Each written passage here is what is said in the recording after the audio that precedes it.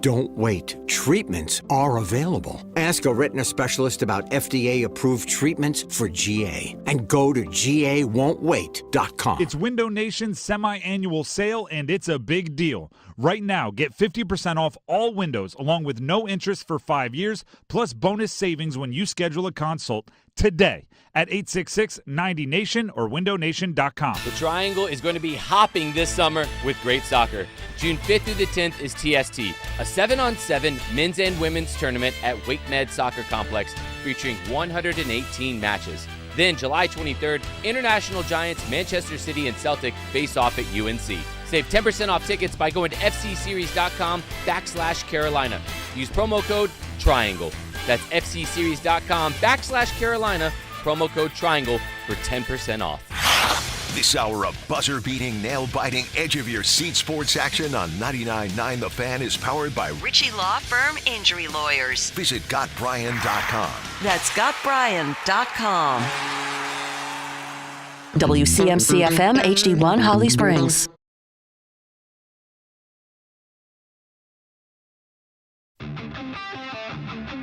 This is the Adam Gold Show. Miro Heiskanen will send it all the way around.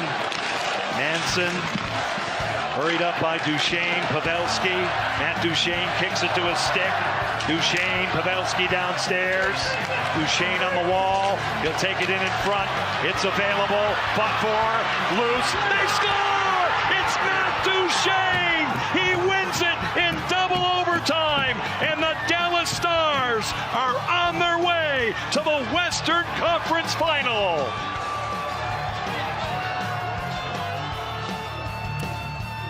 I recognize that voice. Hi, everyone. It's the Adam Gold Show. Thank you very much for hanging out on what is this, Tuesday? It is a Tuesday. Now all the days run together because we don't have any Hurricanes hockey. I have no idea what day it is. Yeah. Today's Tuesday. It is Tuesday. It means we have, after today, 3 more days left this week, right? Mm-hmm. Okay. Yes. Don't know. Yeah. Not 100% dialed in. I have to get my mojo back on what day it is. I have to figure out what we're going to talk about. I know. Right? We have more hurricane stuff. We're lingering hurricane stuff. Yeah. That we are going to get to. Seth Jarvis, my conversation with Seth over the weekend.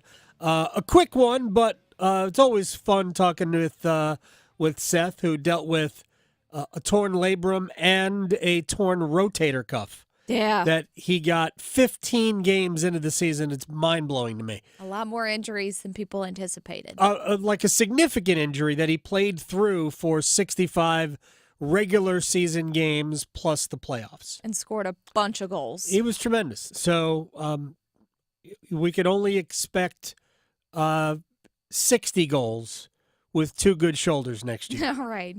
That's where that's our jumping off point. Yeah, not getting shot in the finger. Right. The broken finger. We kept getting it jacked up during the playoffs. We're also going to talk with Don Waddell today, president and general manager of the Carolina Hurricanes. I have some thoughts that we'll get to before we get to Seth in a few minutes about the Hurricanes. We'll talk a little bit about Rod's deal, what I think about Seth in terms of a contract, and then the bigger picture with the Hurricanes as we are still locked in constant wondering what's going to happen with the offseason. So we got a lot of those things to get to, but you heard the voice of hockey himself, John Forsland, who had, I guess it was radio, of Edmonton and Vancouver last night, and he may just be radio the rest of the way. I'm pretty sure he probably is,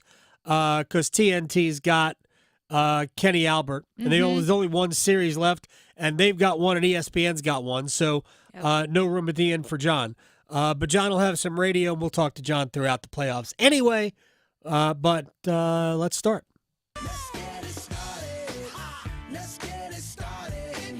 And we are down to the Final Four. Yep. Conference finals. Both the NHL and the NBA. Edmonton scored 3 times in the second period last night. Hung on for a 3-2 win at Vancouver. Cody Ceci, Zach Hyman, Ryan Nugent-Hopkins with goals for Edmonton. And then they just kind of hung on. Yeah, right? Barely. Connor Garland scored middle of the third period, and then Philip Ronick made it 3-2 with about 4.5 minutes left. Edmonton wins. My own feeling is their goaltending isn't going to hold up. Skinner is not going to hold up. It's just not going to hold up. Like, that's not to say Edmonton can't win. They can, but I think they're going to have to outscore their problems. Yeah, it's going to be on the defense for sure. Which, again, they can outscore their problems. Mm-hmm. You've got McDavid, you've got Draisaitl, you've got Zach Hyman, who scored his 11th playoff goal. Well, that's yesterday. the thing. McDavid actually has to start scoring goals. He's not been great in the playoffs. All he's doing is assisting a lot. Kind of Connor McDavid-ish. Yeah. Anyway, so that series should be fantastic. I thought Dallas would win the West from the beginning. Not saying that I'm going to be right. A lot of people picked Dallas. They also finished with the top point total in the West. So it's not going out on a giant limb to have picked Dallas. But I thought Dallas would win the West. They have a lot of depth, a lot of young guys. I'm not an Edmonton fan. I'm not that I don't like Edmonton per se. I just didn't. I thought their goaltending, and I think their defense is mediocre. Yeah. I think their goaltending is going to be a problem. Their defense is just okay. But Dallas also has not necessarily demonstrated that they are the offensive juggernaut. Yeah. So there is a fair amount of strength on strength here. Mm-hmm. I think Dallas is a great defensive team. Yeah. Should have better goaltending, but we'll see what happens. And that series doesn't get underway until where is Thursday, it? That's Thursday. Florida and the Rangers are tomorrow night. Can they both lose? Sorry. I told you I'm rooting for Florida. I know. I would like to see Florida advance. By the way, Oilers and Dallas. Stars won 2 of the 3 games this year. The only loss went to overtime. Florida and the Rangers. Florida won 2 of the 3.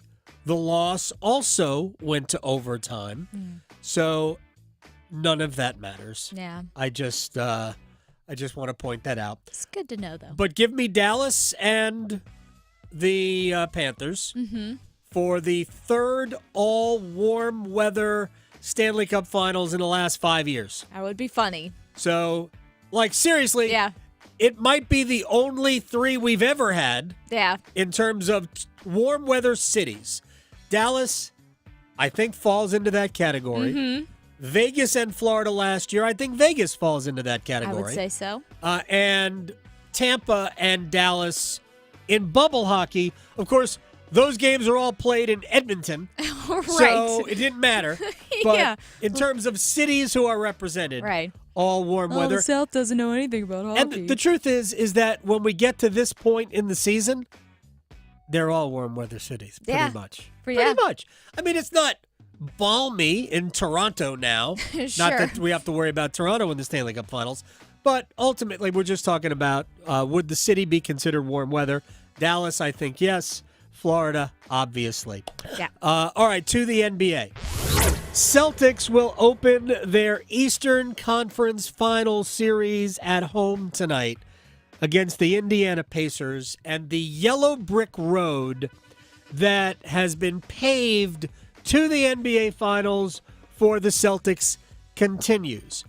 Although, I would point out that Indiana's pretty good. They were the 6th seed in the East, but they've got a deep squad and athletic team, and I think they can do some things to bother the Celtics. I don't know if they can win it. Jay Williams of ESPN thinks, yeah, they can. The playoffs are a war of attrition, right? So if you have a war of attrition and you have combined with guys playing a lot of minutes, dealing with injuries, it's about the team that survives has the best opportunity to win. I'm not going to sit here on national TV and tell you Indiana doesn't have a chance to be in the NBA Finals either. You do or don't think they have a legitimate chance to be in the NBA Finals. I don't think we're talking about it as enough because I know we're talking about the Knicks, but Boston takes their foot on and off the gas. They've already run in the East in-season tournament, and if that game's a track meet, we could be talking about Indiana being in the NBA Finals with a legitimate chance to win at World Champion. I don't disagree. There's a specific part of what Jay said that I think is the most important is that Boston has a tendency to take their foot off the gas. I like to say playing with their food. That's what they do. So we'll see if that continues.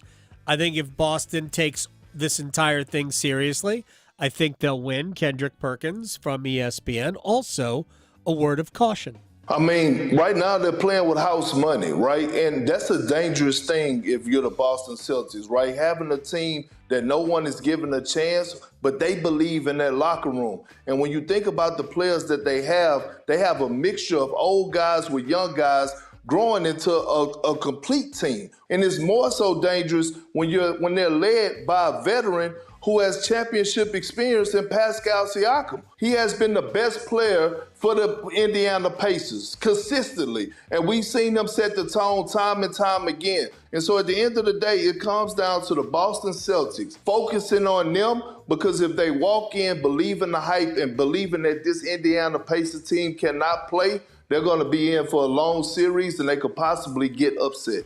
All right, now, here's the other element that is working against Boston.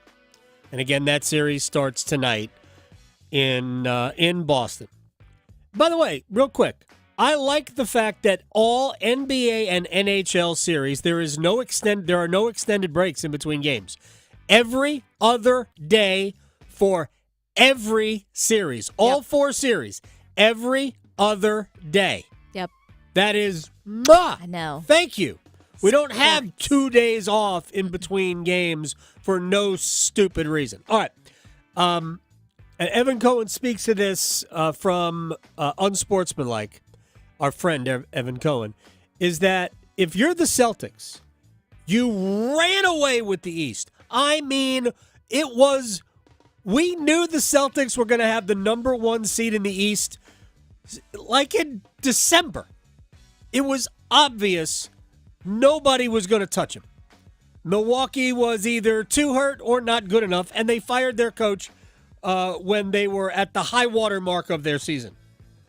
Seriously, they had 31 wins when they fired the coach in the middle of the season. And I think they won half that games. Half that games? What? Half as many games the rest of the way. It was insane what their record was when they fired Adrian Griffin and what their record was under Doc Rivers. 17-19 or something silly like that. Anyway, so the Celtics have been the number 1 seed in the East and the number 1 seed in the NBA for a long, long, long time. Then you get into the playoffs. The Miami Heat, who, if fully operational, could have been a problem, but no Jimmy Butler, or no healthy Jimmy Butler, and then no Jimmy Butler. Then the Cleveland Cavaliers, if fully operational, could have been a problem, but no health, compromised Donovan Mitchell, and then no Donovan Mitchell and others.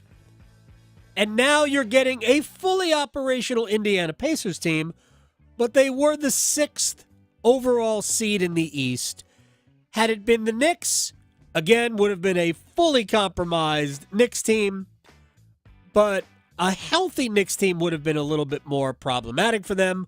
But we knew, like game 1 of the playoffs, that it wasn't going to be a healthy Knicks team with all of their injuries. But with all of that said, the Celtics, for the 3rd consecutive series, are overwhelming favorites, and that worries Evan Cohen. I don't know if I remember a team that has had more pressure on them in any sport to win a title that hadn't won one yet, more so than this Boston Celtics team. Like, I was thinking about like, okay, we talk about the Bills and the Ravens specifically, or even the Niners in the NFL. I don't think any of them have as much pressure as this Celtics team. They do. They're supposed to win. And the West has been a gauntlet for anybody that survives, whether it's the Mavericks or the Timberwolves. They have gone through it in the West, which is a vastly superior conference to the East. I mean, honestly, if the Knicks were your second best team, and the Knicks are good, if the Knicks were your second best team, your conference is relatively mild, tepid. Because I'm not sure the Knicks would be in the top 6 in the West. I'm really not.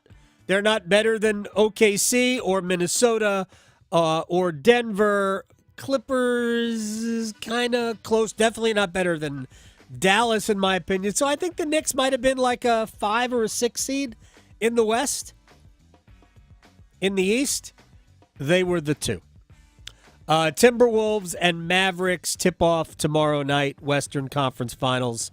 And this is a great contrast. Minnesota's defense against Dallas's offense. It'll help Dallas if Luka Doncic can be, like, healthier. I'm not sure he's going to be healthy, but healthier would be a big deal. But we're going to talk to Brendan Whitted about this at the bottom of the hour because I find that series super fascinating. Super, super fascinating. All right. Bryce Young opted in to the Panthers OTAs because it's voluntary, right? But he opted in because we knew he would.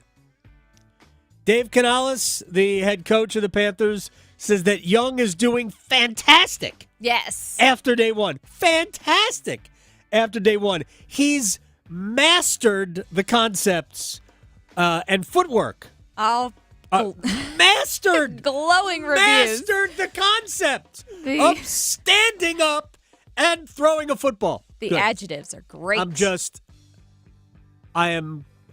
Whatever. Have you seen the recent tweets of Bryce's arm, by the way? Bryce's arm has a Twitter?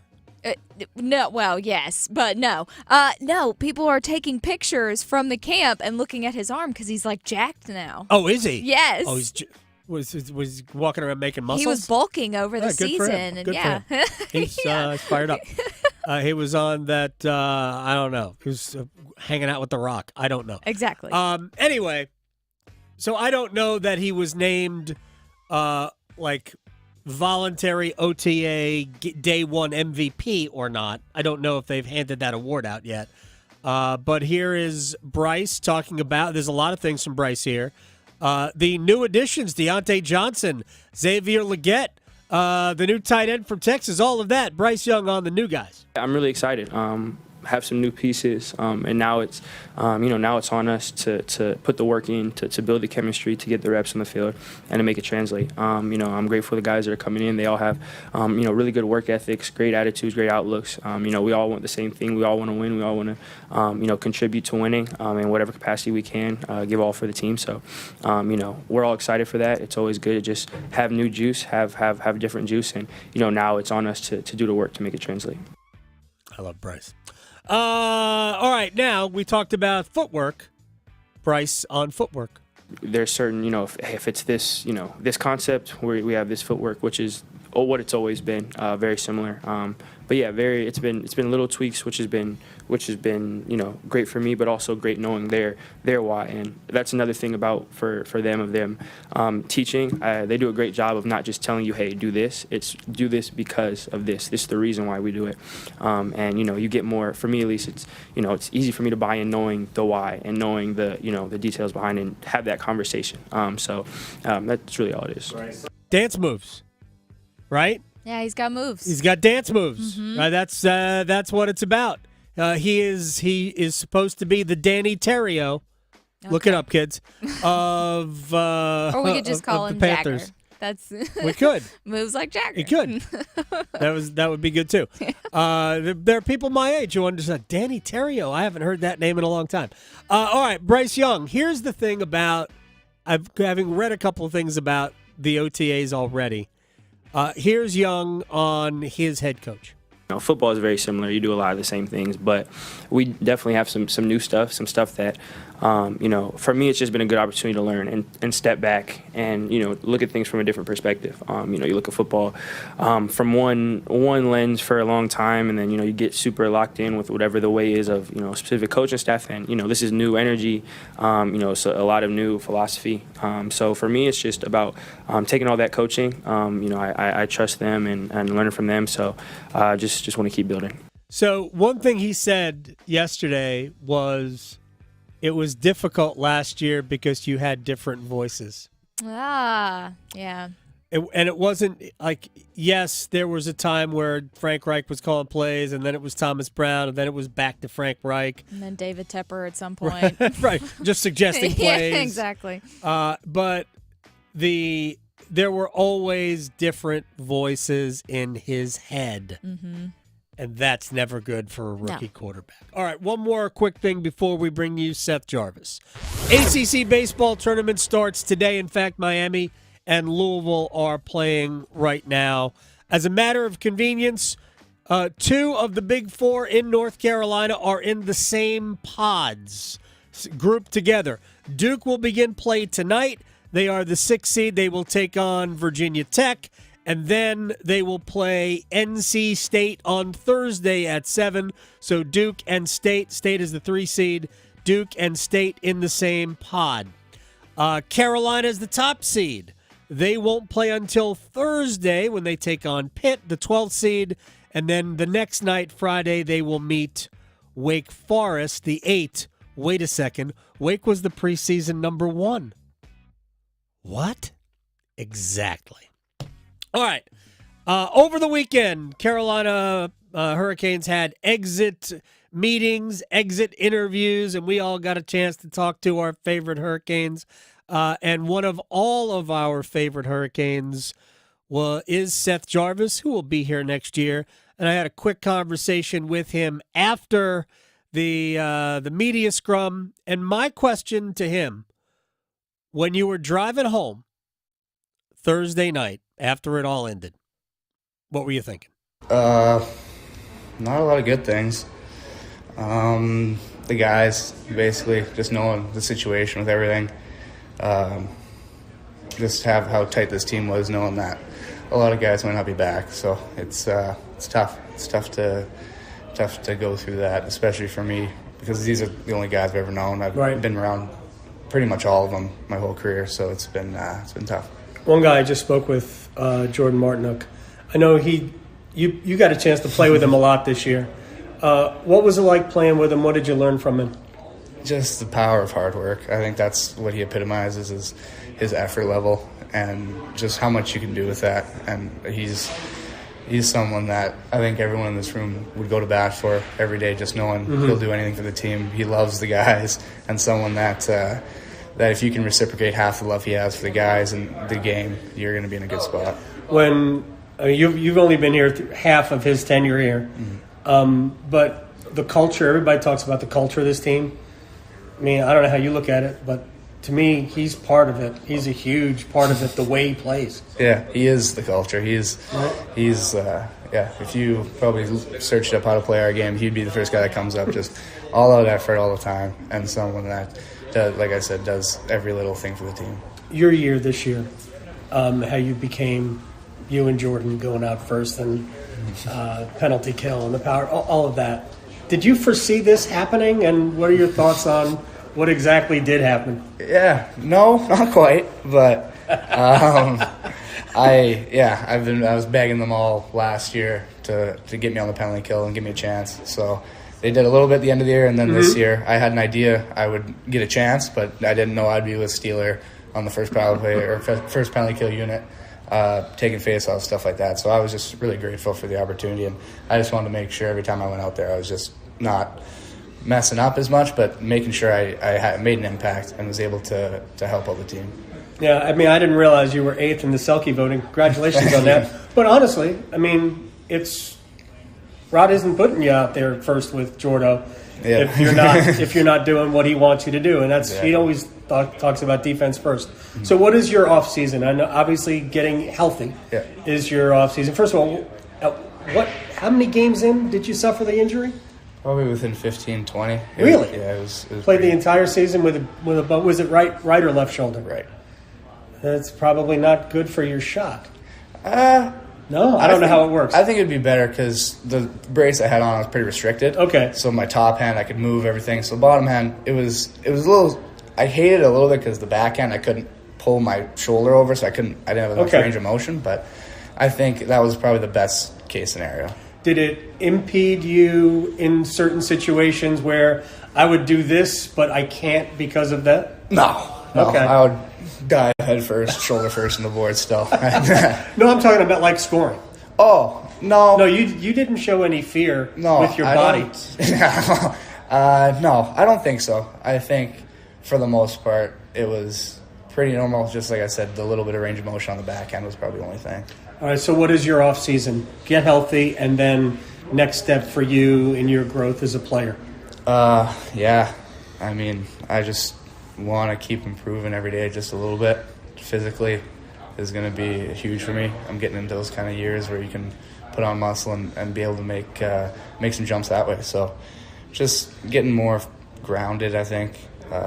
Making sure everyone back home is good, making sure I'm good, and then just go from there. What, like in terms of hockey, how long do you give yourself before you're back in the gym? What are you able to do because of your shoulder? You said you're not a doctor, but maybe med school. Hey, I'm close. You already have the Jarver degree. I got the Jarver degree. I'll go back in the gym right away. I've had my break now, and then the whole 3 days. Yeah, I've had enough of sitting around not doing anything. So I'll be back in the gym right away, and then ice wise, that's kind of up to my trainer. I would, if I had the choice, I'd be back on probably the next couple of weeks, but I'm sure I'll be held off because he doesn't like me having fun. I hate that. It's like a parent. He's my best parent though. He keeps me sane. All right, players that you're gonna spend time with this summer. Who are they? We got Cody Glass, Brett Howden, Keegan Kolesar, Connor Dewar. We got a little tight little group there. You're taking a break from Jack for a while? Yeah, I think so. He will also head to the Aho nuptials in Finland. He will spend 2 weeks in Finland, I'm sure, visiting Jesperi Kotkaniemi for a time. They were pretty tight during the course of the season. So that's Seth Jarvis, and amazing that he played 3/4 of the season, at least, plus the playoffs, with a torn labrum and rotator cuff in his right shoulder. Unbelievable. Just a little thing. That kid is going to be a star. A little bit later on, I'll give you my thoughts on Rod's contract, Seth Jarvis and what his contract should look like, and the influence from all the way up on high. But when we come back, NBA playoff semifinals. We are down to the Final Four. Brendan Whitted joins us next. Going beyond the box scores. Adam Gold on the North Carolina Sports Network. As they say, don't cry because it's over. Smile because it happened. Canes fans, it was a great run in the stand. No, it wasn't. This sucks. Now it's time for a new look Canes. What will the franchise do tomorrow? Trade your favorites? Smash the piggy bank in free agency? Find out with us, your official home of the Carolina Hurricanes in season and the off season. 99.9 The Fan, the Triangle Sports leader. Adam Gold from my friend Gordon Miller, Miller Lending, Kildare Farm Road in Cary, who invented something back in 1987 that we are still using today, and it is getting more and more important that we save money when we buy a house. Even though it's hard to do that. Hard to save money when you buy a house because home ownership is so if you can save thousands of dollars in closing cost money, you should. On top of the fact that it gives you the freedom to refinance free of charge when the rates come down. I keep saying this. If you are paying closing costs, you are saying the rates are not going to drop in the next 8 years. They have dropped about a half point in the last week and a half. That's right. And that actually is the moment when you should be considering refinancing. And you could do it at Miller Lending, millerlending.com, great website. But you could do it at Miller free of charge because there are no closing costs. Gordon came to the Triangle in 1996, and people have been saving thousands of dollars not paying closing costs. Miller Lending is an equal housing lender. NMLS ID 250-2146. Hey everyone, it's Ted from Consumer Cellular, the guy in the orange sweater, and this is your wake-up call. If you're paying too much for wireless service, you don't have to keep having that nightmare. Consumer Cellular has the same fast, reliable coverage as the leading carriers for less. And for a limited time, new customers receive their second month free when they sign up and use promo code MONTHFREE by May 31st. So why keep spending more than you have to? Seriously, wake up and call 1-888-FREEDOM or visit consumercellular.com. Taxes, fees, and other third-party charges will apply. See website for additional details. Is that your new Nissan Rogue? Yeah, crazy story. So I'm at the Nissan Thrill of Summer sales event when Dave, the sales guy, asks, "Want to test drive the Rogue?" And I'm like, "Let's go." We're driving when Dave says, "Check out the VC turbo engine." I hit the gas and whoosh. I'm like, "Okay, I wasn't expecting that." Dave goes, "If you think that's cool, watch this." Dave shows me the miles per gallon and I'm like, "Whoa, that's pretty impressive fuel economy." Dave mentions, "These new cars are going fast." And in that moment, I had to have that Rogue. Crazy, right? Wait till you hear how I got my Sentra. Now get 2.9% APR financing for 60 months on Rogue. Shop the Nissan sales event. Visit your local Nissan store and nissanusa.com today. 2024 EPA fuel economy estimates from 28 city, 34 highway to 30 city, 37 highway for 2024 Nissan Rogue. Actual mileage may vary. For well-qualified buyers, 2.9% APR financing for 60 months on new 2024 Rogue and dealer stock. Example, 60 months financing at $17.92 per month per thousand financed. Actual down payment may vary. Subject to residency restrictions and INMAC credit approval. Not all buyers qualify. Dealer contribution may affect actual price set by dealer. Contact dealer for details. N6324.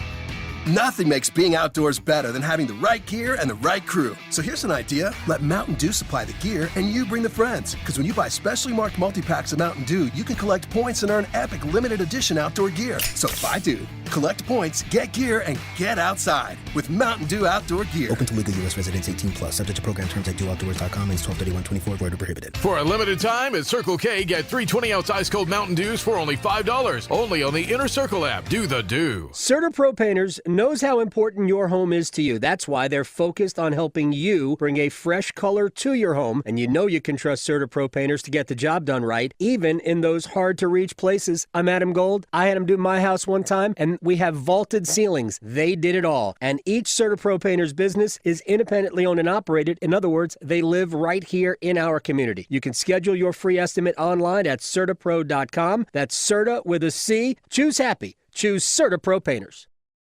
This is Adam Gold. There are people out there that just, you must draft a quarterback. Yeah, why you don't want a quarterback? Yeah, exactly. What is wrong with you? Oh, you don't want apple pie? Right. Come on. A la mode? Oh, maybe I like brownies, okay? I don't want it there. The temptation. Yeah, I don't need it. Because I can convince myself, apple's healthy. Right. The Adam Gold Show.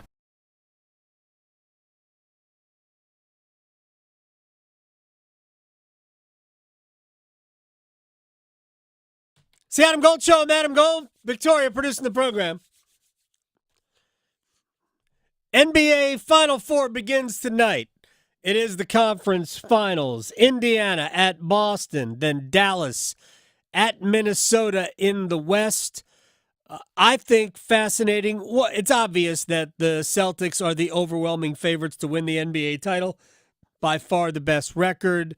By far the easiest path, and that path started in round one with a compromised Miami Heat squad. And then it continued in round two with a physically compromised Cleveland Cavaliers team. This will be the closest thing that they have faced to a fully operational squad, and Indiana is good, really good. And when you've gotten this far, you've gotten this far for a reason. I think the Pacers are going to be a good test for Boston, but ultimately, I think this series will be decided by how Boston approaches it. If they take it seriously, could this end in 4? Yeah, I think it could. If they don't, which is kind of what Boston has done in the past, then I kind of think that it could last a lot longer than 4 games. Out west, no clue what's going to happen. Minnesota, Dallas is one of the great fascinations. So let's just start with Boston, Indiana, because this really could be a quick conversation, much like the series. And then we'll get to, I think, the fascinating look, which is out west. But first, Brendan Whitted, one of our Mr. Basketball guys here, as we get ready for the NBA's version of the Final Four. Is it a fait accompli that it's going to be the Boston Celtics in the NBA Finals? You want to sell me on a deep Indiana run in this series? I would love to. You don't sound convinced, though. You do not sound convinced. Man. I really would. The one drawback for Boston, look, Boston lived a pretty charmed life getting to this point. Yeah. They didn't have to deal with a fully healthy Miami. Obviously, between Dame and Giannis and Embiid, teams that they didn't play. But, to me, I thought Philadelphia at its best was probably the closest to Boston in the East all year. They didn't have to deal with that issue. And then, obviously, Donovan Mitchell going down in the Cleveland series. And even when they were tied in the Miami and Cleveland series 1-1 for both of those, it never really felt like they were in any sort of real trouble of losing, which is helpful because this team has been under the championship or bust label all year. I will say they haven't looked quite as good without Porzingis. Offensively, I just feel like they can get a little bit more stagnant without having that legitimate post presence. Horford is having to pick up more minutes than you really want a guy in year 18 or wherever he's in. But I just don't think Cleveland. I don't think the Pacers, particularly coming off their such an emotional, exhausting 7-game series. I just don't see them putting up much of a fight. I've enjoyed watching them, and I think that you look at the younger stars on that team, Miles Turner, Halliburton.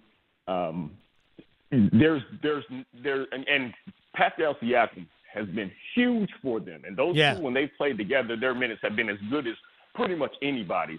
I just don't think that they have the horses to beat this Celtics team because this team has been amazing all year long.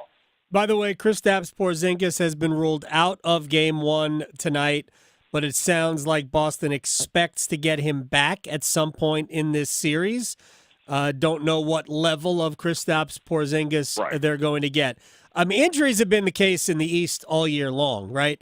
Not only Philadelphia without Joel Embiid, and I agree that healthy Embiid probably makes Philadelphia the most likely problem for Boston. Milwaukee without a healthy Giannis and others, also a problem. I can still contend that had the Knicks been able to get through their issues and beat Indiana, if they were healthy when they got there, as healthy as they could have been, like Mitchell Robinson, he was not going to come back, probably not even in time for this series. But if they could have had a Mitchell Robinson and OG Anunoby and a healthy Jalen Brunson, I think the way they play would have been a problem, much like the way Miami plays would have been a problem for Boston if they were healthy. But the Knicks weren't, just like everybody else in the East. So let me move to the West, Brendan, because I cannot wait for this series. The West had the best collection of contending teams. Like, when you got right down to it, there's only one team in the East that was going to get to the NBA Finals based on all the injuries. It was Boston. In the West, honestly, I bet if you asked 50 people, you would have gotten, and, took a list, you probably would have gotten 5 teams to give that, oh, yeah, I could see them, I could see them, I could see them. So now we've got, and this is good, probably oversimplifying, Dallas's offense against Minnesota's defense. Is that fair? Yeah, to break it down to its bare bones, absolutely. I will say that the last 15 to 20 games of the regular season, the Mavs had the number one defensive efficiency team in the NBA, right? Like they improved so much on that side of the ball. But yes, Minnesota was there all season long. You know what you have in Gobert. Karl-Anthony Towns, I thought, did a really good job. Jokic is going to be Jokic, but I thought he did a really good job on him and being able to spell Gobert and having Gobert and then as a weak side help defender in certain stuff. Like, I thought they did a really good job with that. They were built for that Denver Nuggets team. I think Jokic alluded to that after in the post game afterwards. Because it's not just Cat, it's not just Gobert. You also have Niles Reed, sixth man of the year, and usually you're not able to go that deep in terms of your size and still not lose anything offensively. And they were able to do that defensively. You know what they have in terms of McDaniels and Edwards, and Nickeil Alexander-Walker. They just gave Jamal Murray so many fits. I'm interested to see how Kyrie plays, because Kyrie didn't have a great series versus OKC. Right, he was about 16 points, 6 assists, 44% from the field. not terrible, but certainly not what you expect out of Kyrie. And so, one, kudos to them for being able to win that series versus a very legit contender in OKC without having a great Kyrie series. I think they'll need more from him this series if they're going to advance to the final, though. I agree. They need more from Kyrie. There's enough in the tank there. I think the beauty of Dallas, you can almost exclude Luka and Kai in terms of why Dallas is so effective, because I think it's those other players, whether it's P.J. Washington and what he has brought, or some of the other bigs. And I am fascinated by Derek Lively II, who, as you talk about Dallas's defense being the best in the league over the last 20 games, how much of that is the continued emergence of Derek Lively, who's off the bench, it seems like every time I turn around with a double-double, and all the energy and the fact that he can guard in space, which makes him super difficult for Minnesota. He outplayed Chet. He outplayed Chet Holmgren, and that's not something that I had going into that series. I would have given you, Chet's a better player, right? Like both those guys are in their rookie years, and so it's like, okay, well, you don't know what you're going to. Neither of them are close to a finished product, but I would have given that advantage to OKC, and Lively flat out outplayed them. Like he was great for them. And you mentioned P.J. Washington. Shout out to that man again for making it. Derrick Jones Jr. had like a 20 plus point game, or was 5 of 5 in the first half. I mean, just really surprisingly great contributions at home and on the road. It's something you can't always count on when it comes to guys like the others, as Shaq calls them. Like, you can't always count on those guys to play well on the road, and they consistently did. I was fascinated by this Dallas team ever since they made that trade. I can't lie, Anthony Edwards is really, like, his post-game interviews and his stuff he's doing, man. I love him. He's likable. He's just a really, really likable character. And I think that because we talk about people and their brands and all that sort of stuff, people that are naturally and genuinely authentic on this level of stage, I think it engenders a lot of goodwill. And he's Ant. Like even when he didn't play well, he wasn't particularly good in that Game 7. He was phenomenal in Game 6, not particularly good in Game 7, and they were still able to win. Like, that shocked me. I thought they would have had to have a great Anthony Edwards game in order for them to finally topple the defending champions. And they didn't. They just came back. A lot of it was their defense. They were down by 20 in the second half of that game. Wasn't it mostly their defense? I thought it was mostly their defense. They were the best defensive team in the league all year long. Right? They were number one in team defense.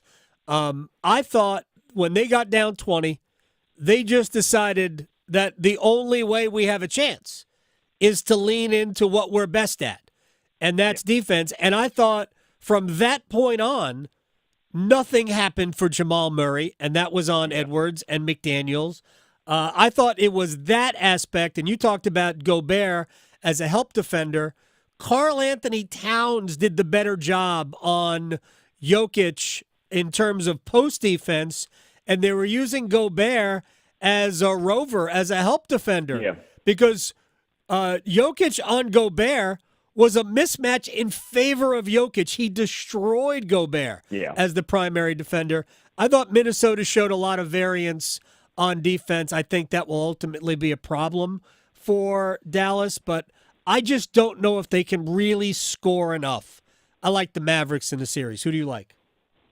I like the Mavericks too, and it's mostly because of that. Because I think that I'm hoping that these are going to be close games. So we didn't have a ton of really, really close games in that last round for either conference, and I'm hoping that we're going to get close games. But to me, close games mean, okay, if I'm Dallas and you're telling me that this is the crunch time minutes where it's 5 points or less with 5 minutes or less, and I got Luka and Kyrie, I'm good. Right, like I'm very, very comfortable. Not that Cat can't score, not that Edwards can't score. Both those are phenomenal offensive players. But one, Cat's not a guy that's going to create his own shot. And then, two, you have two of the best ISO scorers in history. Now, again, Kyrie had his issues in that last series, so I would like to know whether or not it was something that OKC was doing, another good defensive team that was giving them trouble. If it's, just towards the back end of the season, he's dealing with an injury or something like that, or if he's just off right now. Those right. things, even a great player can go through a slump. I'm interested to see what happens with that. You mentioned Murray. I thought they took him off the ball too much in that Denver series. I understand they were trying to alleviate some of the pressure from him. He was dealing with the injury coming off of that Lakers series, but he only was getting the ball on dribble handoffs or catch and shoots. And he's the guy that while he doesn't have to have the ball in his hands, if you take it out of his hands completely, I thought that got him out of rhythm. I don't suspect that we'll see that from Kyrie. Like, Kyrie has some tough games, and even then would come through in the fourth quarter of some of those. I don't see that they're going to allow Minnesota to dictate to them how they play offense. I thought that's where Denver kind of lost the plot a little bit. All right, before I ask you who you like in the other series, was that a foul on Shea on the P.J. Washington three-point attempt? Yes. Right? Like, I think so. I think I'm kind of getting closer and closer to you where we're having to kind of slow it down and watch it over again. Okay. Maybe it's not, right? Like, I think you kind of turned me in that sort of way. Like, yeah, we got to slowly, what you call it, the Brewer film, like kind of go through it like that to see if they did. I'd be lying. I was rooting for Dallas, so okay. I wanted it to be a foul. Was it a little anticlimactic that finishes on the free throw line? Maybe a bit, but I mean, it's hard to figure out sometimes what a foul is and isn't, right, because it is seemingly changed from game to game and sometimes from quarter to quarter. Do I think that that's a foul? Yeah, probably. Do you have to call that in that spot? I don't know. Well, that's the odds as good as that. Here's the thing. Whether it was a foul or not should not have been challenged because it took away your timeout, and you couldn't advance the ball to midcourt. So with 2.5 seconds left, even if you're down 2, you're going to get a good shot if you have a competent team on the court. And I think Oklahoma City definitely had a competent team. Better chance of winning the game was Oklahoma City, whether if they won that, if they didn't challenge it and just advanced the ball, then what happened? And you were never going to win. I didn't think you were ever going to win that challenge. All right, Boston in how many? 5. Yep. 5. I think it will be a gentleman's sweep. Another? I think that I think Halliburton will probably get hot from at some point. Will get hot from 3. I actually really like their offense better when he's not as ball dominant. So I like when he's kind of pushing the ball and really more picking his spots. I don't think that he's one of those. He can score. I don't think he's necessarily an elite level scorer when it comes to these sorts of situations. But I think he'll be good for a game, right? Like he was a legitimate also. I think he'll be good for the game. I just don't see them beating Boston, in particular because of we talk a lot about Boston's offense because you have Tatum and you have Brown, but defensively they're just such a problem. They can roll out so many good defenders, have no problem switching. That can give somebody like Halliburton, who does have the ball in his hands a little bit of trouble. Brennan Woodard, my man, our Mr. Basketball, HU Bison, at HU Cosell, Bison Express, Howard University. Thanks, man. Talk to you very soon. I hope so, man. All right. Yeah, of course we'll hope so. Come on. All right, we have one-timers. When we come back, definitive questions and answers, which you need to hear next. Serving it up hot and fresh every day. Adam Gold on the North Carolina Sports Network. May is Older Americans Month, and this year we celebrate being powered by connection, the profound impact that meaningful relationships and social connections have on our health and well-being. Learn how AARP can help you find those connections and get the most out of life by listening to AARP Without Limits. You can find the latest episodes of AARP Without Limits wherever you listen to your podcasts.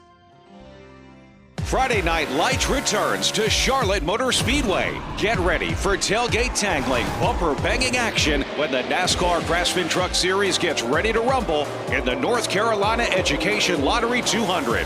Friday night, May 24th. Be there when NASCAR's rising stars put on a show at America's home for racing.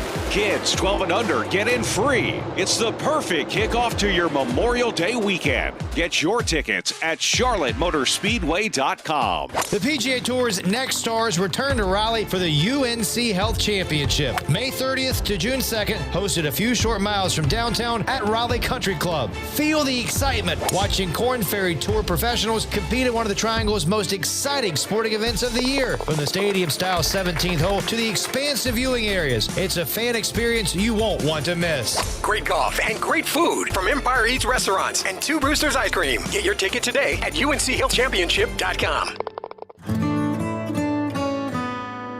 It's the first day of the first grade, and she found a new best friend. It's a laid-back Sunday afternoon you wish would never end.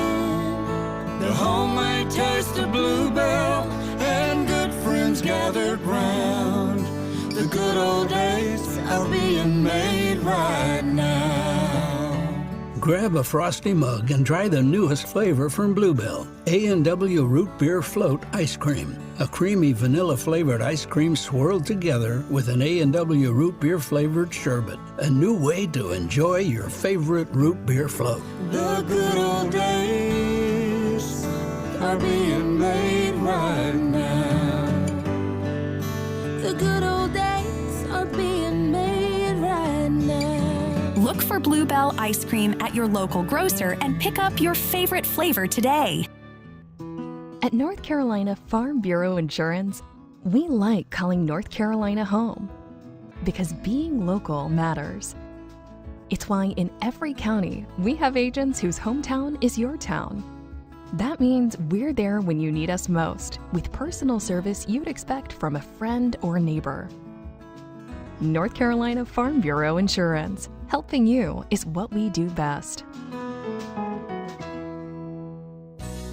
Agriculture drives our local economy. I'm Lee Ivey, Director of the Agricultural Institute at NC State University, and we are looking for our next generation of leaders. If you want to make a difference and help feed the world, join us at the Ag Institute, where we grow successful graduates, productive futures, and rewarding lifestyles. We offer 2-year degrees and hundreds of internships. Learn more online by searching NC State Ag Institute. Deadline for fall enrollment is June 1st. 2 years, 1 degree, endless possibilities.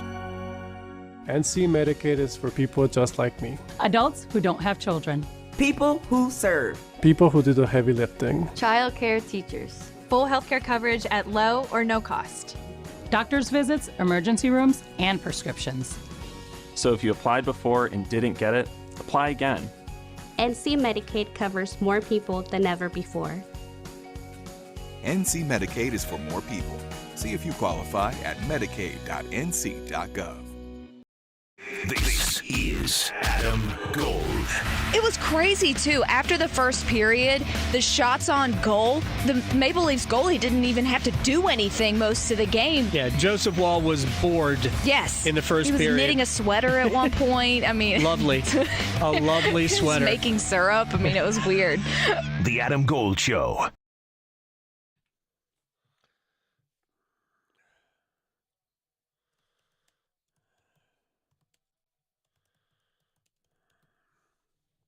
It's the Adam Gold Show. I'm Adam Gold. Victoria producing the program. She is also the asker of questions, and that's what happens in one-timers.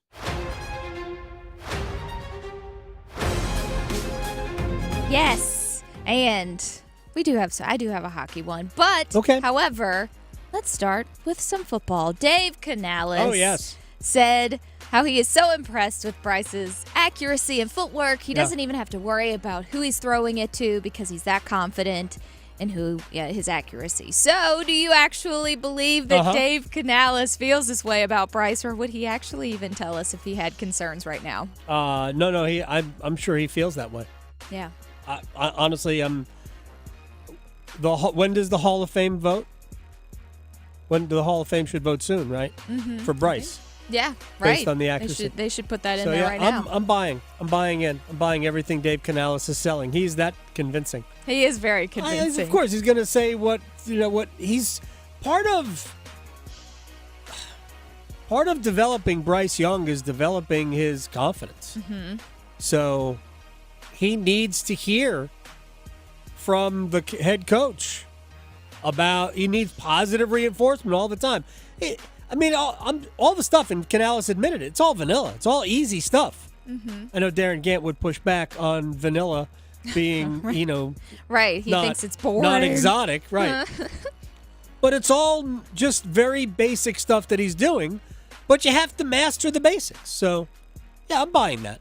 Okay, well, that leads into the next one. So, with Canales, do you think that he is, I know I have my opinion, do you think that he is the best coach to undo any and all bad habits / fears that Bryce may have after that really not great year last year, his rookie year?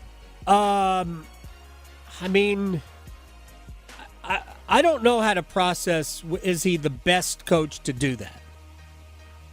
But he certainly has a recent track record of his quarterbacks having great success. Baker Mayfield, Geno Smith, Russell Wilson. But if you want to rebuild your confidence, it's either Dave Canales or Butch Harmon. Golf fans will know who I'm talking about. That's what Butch Harmon does. I just watched the couple of episodes of season 2 of Full Swing last night. Oh. So, Butch Harmon helped Ricky Fowler last year.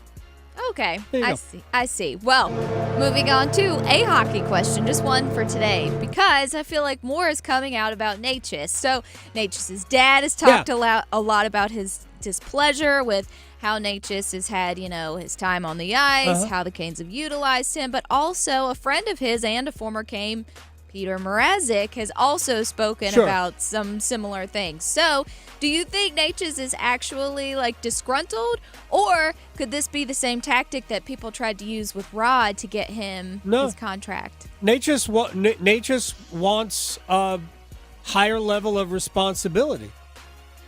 That's been obvious for a long time. That doesn't mean that the team is going to move him, but and that's a part of Martin Necas that I love. He wants to be great. So I have no problem with it. So, it's not that big a deal. Raleigh to Boone, Charlotte to Chapel Hill. Your Carolina is covered. Adam Gold on the North Carolina Sports Network. Hey, it's Adam Gold from our friends at FanDuel, America's #1 sports book. Go to FanDuel.com, promo code AdamGold. Sign up today. If you're a first-time user, you make your first $5 wager, and we will send you $200 in bonus bets guaranteed. And you can wager on just about anything. Unfortunately, you can't wager on whether or not the Mets will have multiple base-running blunders in the same game like they did last night in a loss to Cleveland. FanDuel.com, promo code AdamGold. FanDuel.com, promo code AdamGold. Sign up today, and FanDuel will give you $200 in bonus bets guaranteed when you make your first $5 wager. FanDuel is America's #1 sportsbook. Must be 21 and older and present in North Carolina. First online real money wager only. $10 deposit required. Bonuses issued as non-withdrawable bonus bets that expire 7 days after receipt. Restrictions apply. See full terms at FanDuel.com/sportsbook. Gambling problem? Call 877-718-5543 or visit morethanagame.nc.gov. I'm the guy that never gives 5 stars because I never believe that anything is perfect. But I would give them 20 stars if I could. Ernest Stellar Review belongs to QC Kinetics, the nation's leader in regenerative treatments. They came through when he badly needed relief for his aching knees, and doctors had told him that surgery was the only option. What they're doing is cutting edge, and it really helps. And I'm a tough sell. QC Kinetics is led by National Medical Director Dr. Mitchell Scheinkup, a pioneer in this field. With 20 years of clinical work, tons of research, teaching, publishing in non-surgical natural pain treatments. These are the medical pros to trust. I'm living my life basically pain-free from what I was dealing with, so I'm a happy camper today, no doubt about it. QC Kinetics. Call today to see if you're a candidate. Call QC Kinetics, 919-400-5473. That's 919-400-5473. In Cary, Clayton, Raleigh, and Wake Forest, 919-400-5473. At Ram, all we do is trucks. And now during Ram season, all we do is offer great deals on our trucks, including Ram 2500 and Ram 3500 heavy-duty pickups. Or get a great deal and drive home the 2024 Ram 1500. It's the most luxurious Ram 1500 ever, based on standard and available features offered. Ram 1500 also has purpose-driven technology and advanced safety and security features for enhanced maneuverability. And right now during Ram season, it's the perfect time to get one. Hurry to your local Ram dealer today. Ram is a registered trademark. Oh, this North Carolina Education Lottery Winners Club espresso is strong. Pace yourself. New winners tend to overdo it on the coffee. And with new scratch-offs out, well... Hey guys, I'm a new winner. My name's Steve. What's your name? I really love this coffee. Wow, this place is great. Glad I grabbed a new scratch-off. Okay, nice to meet you. Gonna get a massage. Ooh, I think I need to relax. Told you. This month's tickets pack $135 million in total prizes. The Winners Club awaits. Must be 18 to play. Approximate overall odds of winning range from 1 in 3.41 to 4.25. Problem gambling helpline 877-718-5543. Autobell Car Wash has been trusted for 55 years for high-quality service. We'll clean your car from the inside out. Now through June 2nd, buy 2 Super Poly Process Wash tickets at any Autobell for just $55. People can tell when you Autobell. Febreze. Fabric Talk. Hey, it's me, your couch. Today's my favorite day of the week. Febreze Fabric Spray Day. The occasional deep cleans are nice, but in between, you know I'm needing a refresh. Ooh, here she comes with the Febreze Fabric Spray. Oh yeah, spritz them armrests. Don't be shy. Nothing like a good spray down to get me smelling so fresh and clean. Don't forget my back. Nice. Febreze Fabric Spray. It's just that easy. Now we can both breathe happy. Febreze. La la la la la. This hour of the Triangle Sports Leader is powered by Ritchie Law Firm Injury Lawyers. He scores! What a comeback! Visit GotBryan.com. That's GotBryan.com. WCMC HD1 Holly Springs. Take us with you on radio, web, app, Alexa, and YouTube. 99.9 The Fan, the Triangle Sports Leader. You're listening to The Adam Gold Show. You look at the team we had this year especially, we had all the pieces to get over that hump.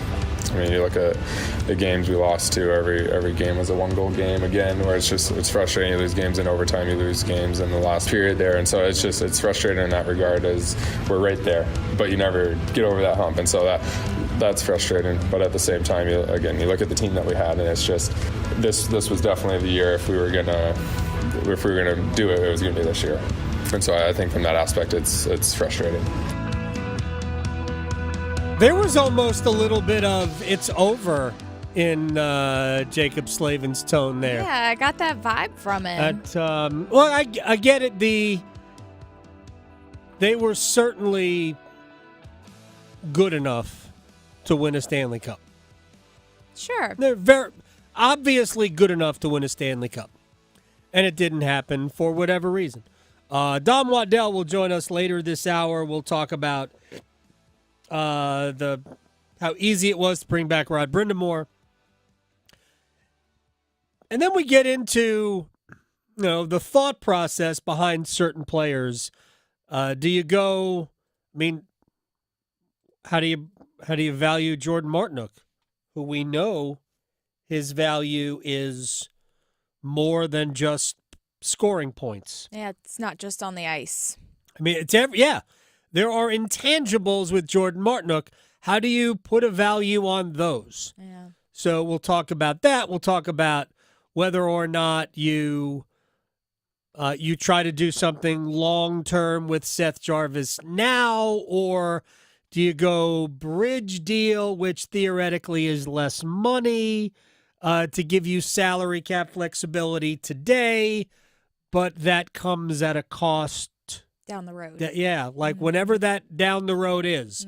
Is that down the road 2 years from now, 3 years from now?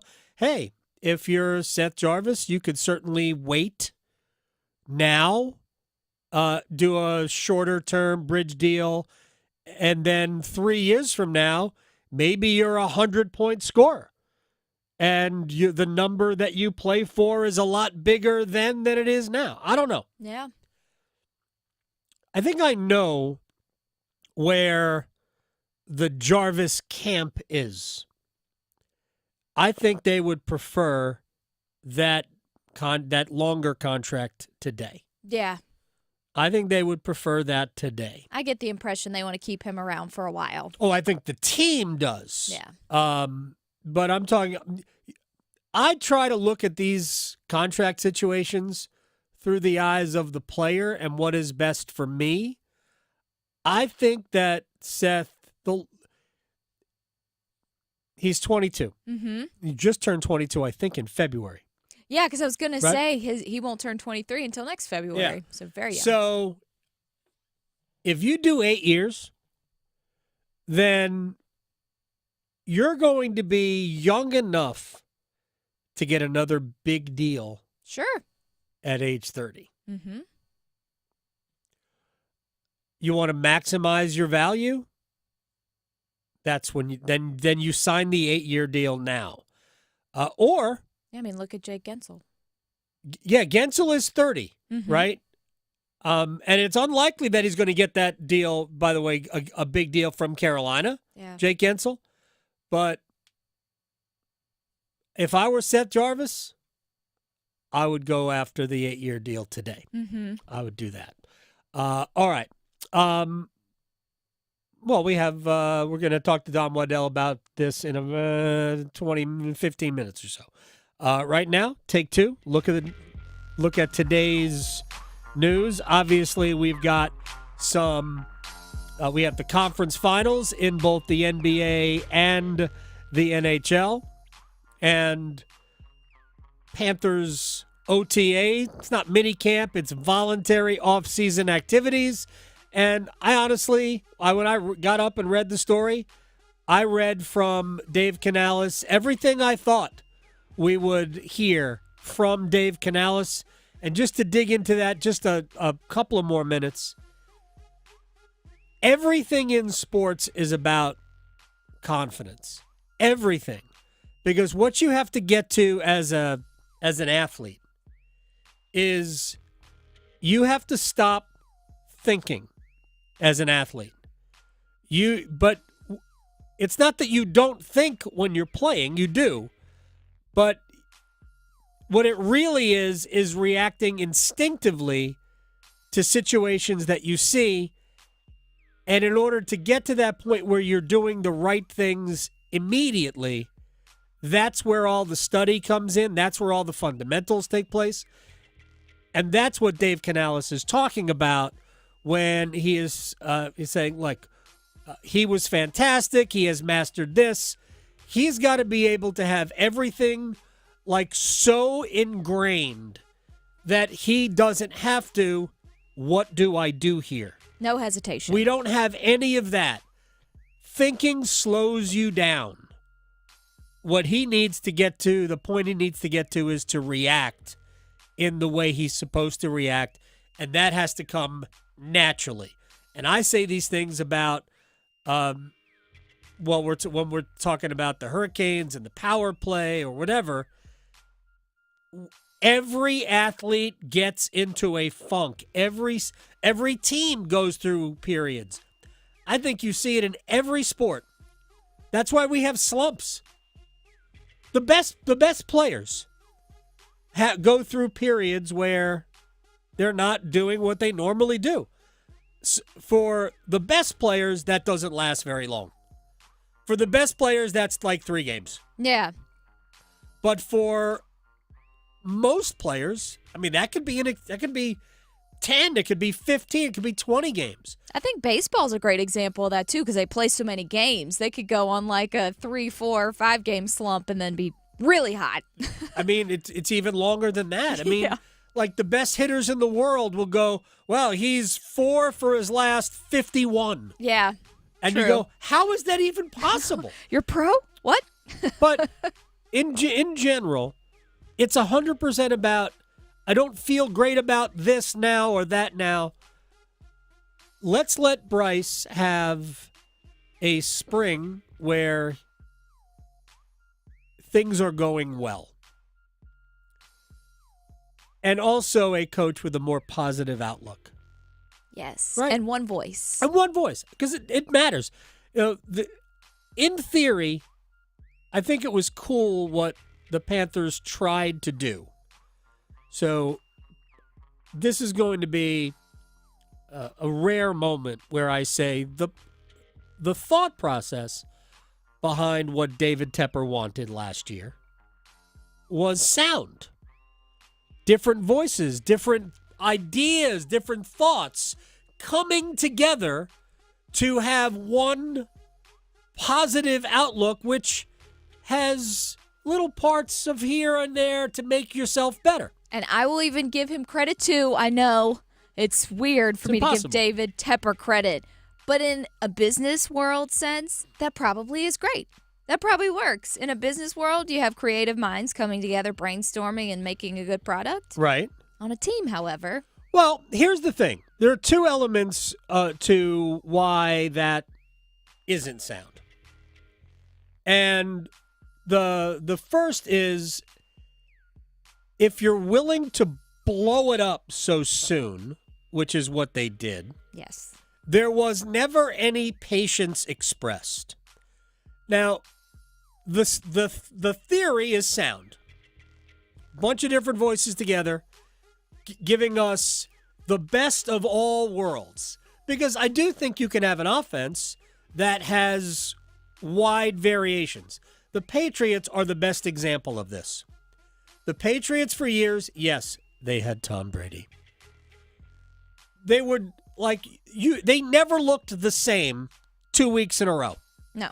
They were always changing to fit whatever your team, the opponent was. And again, yes, they had Tom Brady.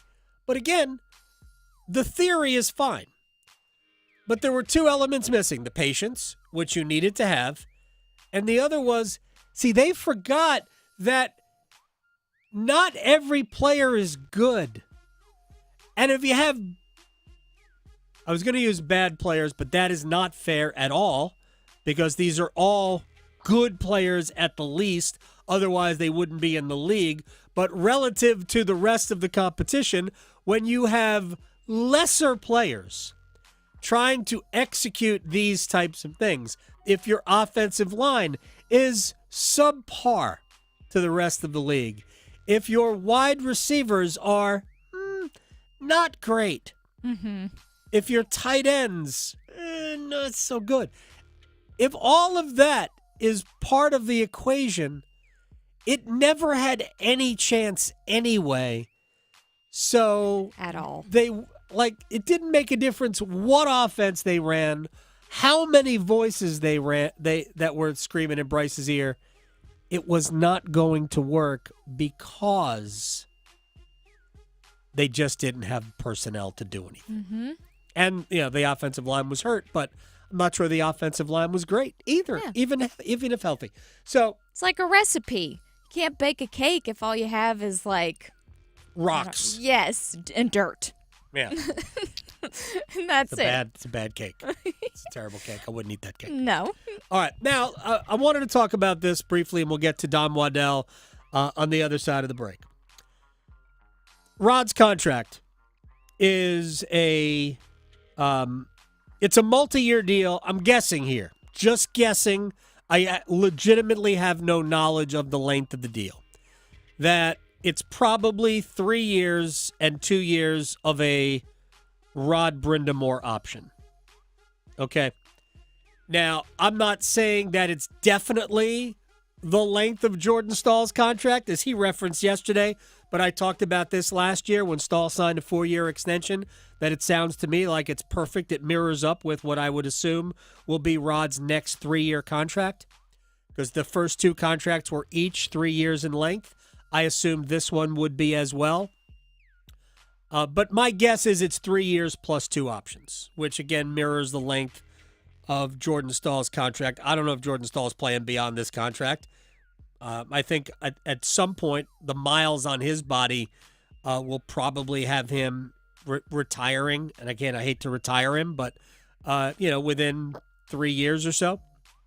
But for me, he was never going to coach another NHL team. And I tried to impress this upon people.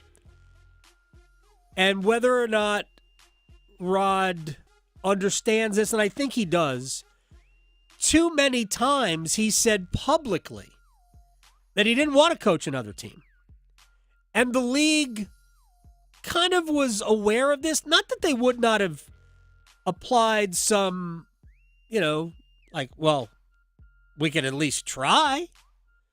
So had Toronto's a bad example. I don't think he would have ever gone there. But a couple of years ago, had Philadelphia tried. There is a connection there. When Rod was inducted into the Flyers Hall of Fame, he was welcomed home like an absolute freaking hero. So, yeah, there would have been situations that would have been not natural fits. But the bottom line is, this is the only place that was home. This was the only place where he felt a passion to get a certain mission accomplished. The others would be jobs. Rod's not interested in taking a job. This is just different. I tried to explain this to people weeks, months ago. I tried to explain this to people 3 years ago, and nothing has really changed. That isn't to say that this would have been that this was always a slam dunk. I think the real leverage for Rod was, I don't need any of it. Not that I would go to St. Louis or I would go to Winnipeg, that I would just stay home. I thought that was the leverage. And I do know that there was some tension about, well, how come this hasn't happened yet? Because remember, we did the Canes Corner podcast. Well, not the Canes Corner podcast, the Canes Corner live show at Backyard Bistro, where I hosted when it was Rod Brindamore. Yeah. And we had some off-air discussions about all of that. And we talked about compensation. We talked about, getting things taken care of for his staff. And Rod said to us yesterday that, this deal really was agreed to in September. Right. Don Waddell, who you'll hear from in a few minutes, actually gave me a specific date where they worked out the details of his compensation. And then it really became about getting the assistants, getting their deal done. And that's where I believe we had the obstacle, right? But ultimately, Rod wasn't going anywhere. He was either going to coach the Hurricanes or he was going to coach his kid. But he wasn't going to coach another NHL team. Real quick about Jarvis, and you'll hear this in our conversation with Don Waddell. And we talked about this briefly a second ago. Jarvis, to me, 8-year deal, that's what it's got to be. You have to do that. If you kick the salary cap question down the road, it costs you more money down the road. I think you can get Seth Jarvis done for a reasonable number. Right now, Andrei Svechnikov and Sebastian Aho are $2 million apart. Svechnikov is 7.75. Aho is 9.75. My guess is that Seth Jarvis is somewhere in the middle of that. Is it closer to Andre because they're both wings as opposed to Aho, who's a center? I don't know. But somewhere in the middle of that lies 8 years of Seth Jarvis. I think it's a pretty simple thing to work out, and it'll be worth it. Yeah. For sure. Yes. I still believe that down the road we're going to look at the Andrei Svechnikov contract and go, that's a great deal. Yes. And I think we'll probably look at the Seth Jarvis contract as well and think that is a great deal. And finally, the influence of the owner, Tom Dundon, because I saw a bunch of conversation on Twitter about this. Tom Dundon is not cheap, but what Tom Dundon does is he assigns values, different values to things that he does not believe leads to on-ice success. It's taken him a while to come around even to the head coach.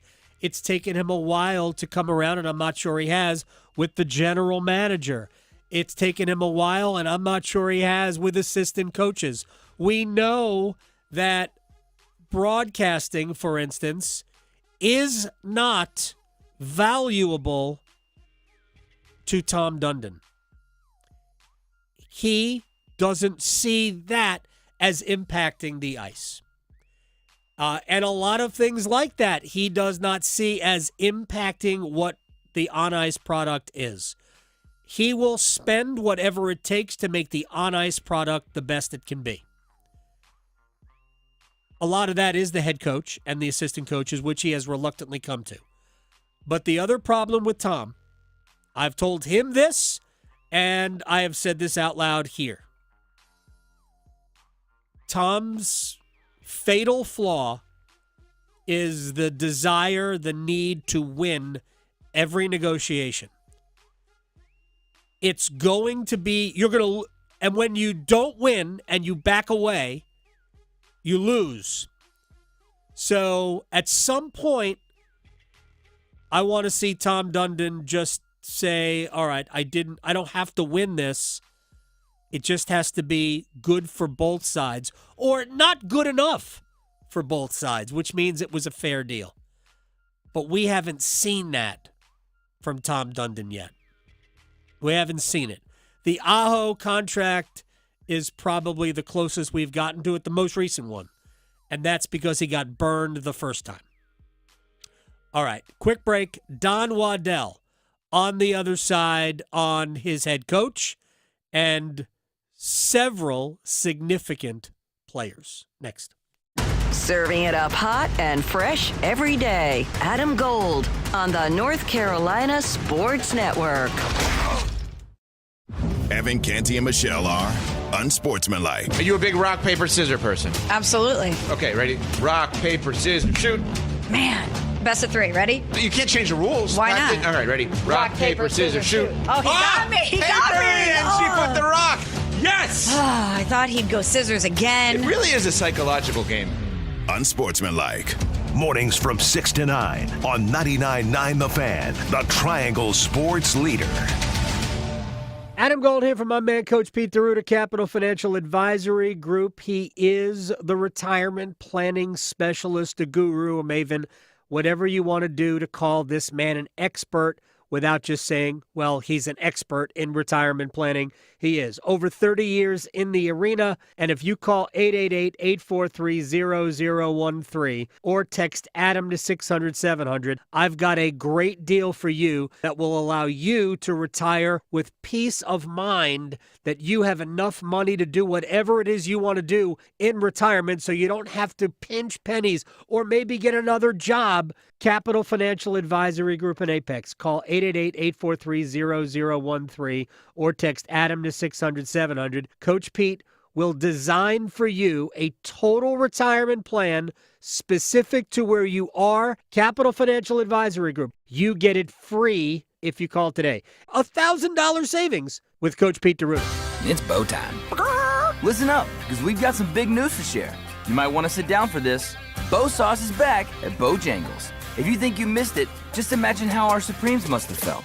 Because there's no better sauce to pair with our crispy golden chicken Supremes. They're already boldly seasoned to perfection, but add Bow Sauce and you can taste a truly legendary combination that will make you want to yell, it's bow time. So don't wait. Grab a Supreme and dip into some Bow Sauce. It's bow time.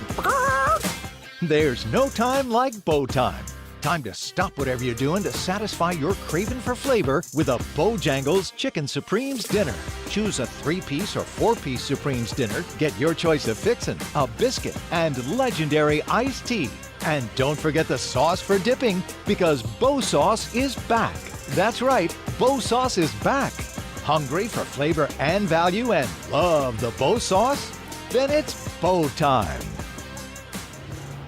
Is that your new Nissan Rogue? Yeah, crazy story. So I'm at the Nissan Thrill of Summer sales event when Dave, the sales guy, asks, want to test drive the Rogue? And I'm like, let's go. We're driving when Dave says, check out the VC turbo engine. I hit the gas and whoosh. I'm like, okay, I wasn't expecting that. Dave goes, if you think that's cool, watch this. Dave shows me the miles per gallon and I'm like, whoa, that's pretty impressive fuel economy. Dave mentions, these new cars are going fast. And in that moment, I had to have that Rogue. Crazy, right? Wait till you hear how I got my Sentra. Now get 2.9% APR financing for 60 months on Rogue. Shop the Nissan sales event. Visit your local Nissan store and nissanusa.com today. 2024 EPA fuel economy estimates from 28 city, 34 highway to 30 city, 37 highway for 2024 Nissan Rogue. Actual mileage may vary. For well-qualified buyers, 2.9% APR financing for 60 months on new 2024 Rogue and dealer stock. Example, 60 months financing at $17.92 per month per thousand financed. Actual down payment may vary. Subject to residency restrictions and INMAC credit approval. Not all buyers qualify. Dealer contribution may affect actual price set by dealer. Contact dealer for details. N6324. At Charmin, we heard you shouldn't talk about going to the bathroom in public, so we decided to sing about it. When you're rolling Charmin Ultra Soft on the party, less is more, so roll it back, everybody. Charmin's irresistibly soft and hella nice. The grip is always soft. It's our party vice.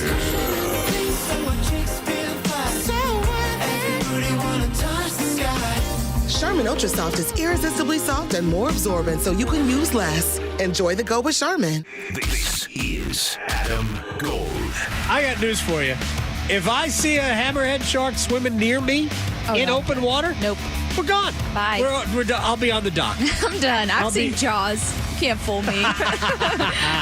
Yeah, I'll be on the dock. Yeah. Or in the boat or something. I will not be. Yeah. I will not be in No, open thank water. you. The Adam Gold Show.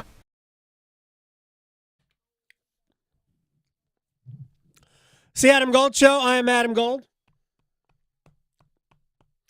Later on in the week, I think it's Thursday now, Heather O'Reilly, one of the great American soccer players ever, multiple Olympic, World Cup champion, all of that, will be in studio with us. She's going to juggle the ball like 600 times. No. Yeah, and you should watch it on YouTube because You can it'll be watch it. live. It will be live. Mm-hmm. She'll be in studio. It's a great summer of soccer, whether it's in the United States or just all over the world. Yeah. Copa America, which you'll have the semifinals and the consolation match at Bank of America Stadium in Charlotte. You got Copa America. You've got the Olympics. And Love the Olympics. Yeah, and you've got the Euros. Oh. So, like, my mindset is the Euros are actually better than the World Cup in terms of the actual soccer product. Oh, okay. I'd rather watch the Euros than the Olympics. Oh. Yeah. I'll trust your I'm opinion. sorry. Yes, definitely than the Olympics, but than the World Cup. Okay. But there's a lot of great soccer being played right now. By the way, Charlotte FC, we're going to talk to Jessica Sharman, who does color commentary for Charlotte FC. They haven't allowed a goal this month. Wow. Not one. That's impressive. 0 goals allowed. And there's 21 days in this month so far.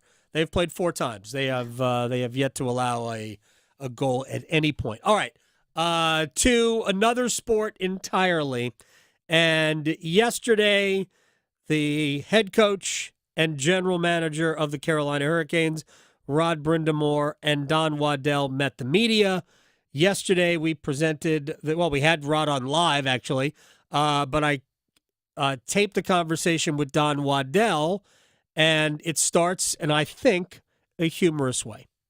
First of all, because you guys didn't last longer than you had hoped in the playoffs, was there thought to just saying, you know what, maybe Rod's not the guy? Never. Never. It was obviously a joke. Not a chance. When did this whole thing really get ironed out in terms of it's done and we'll announce it when we announce it?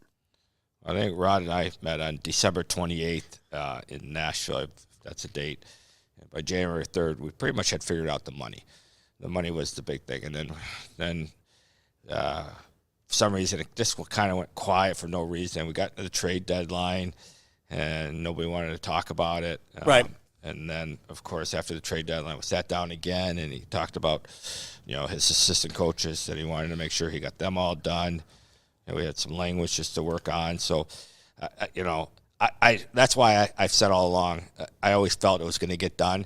And it was just a matter of sitting down, putting everything on paper for not only himself but his 4 assistants, I guess, to get it done.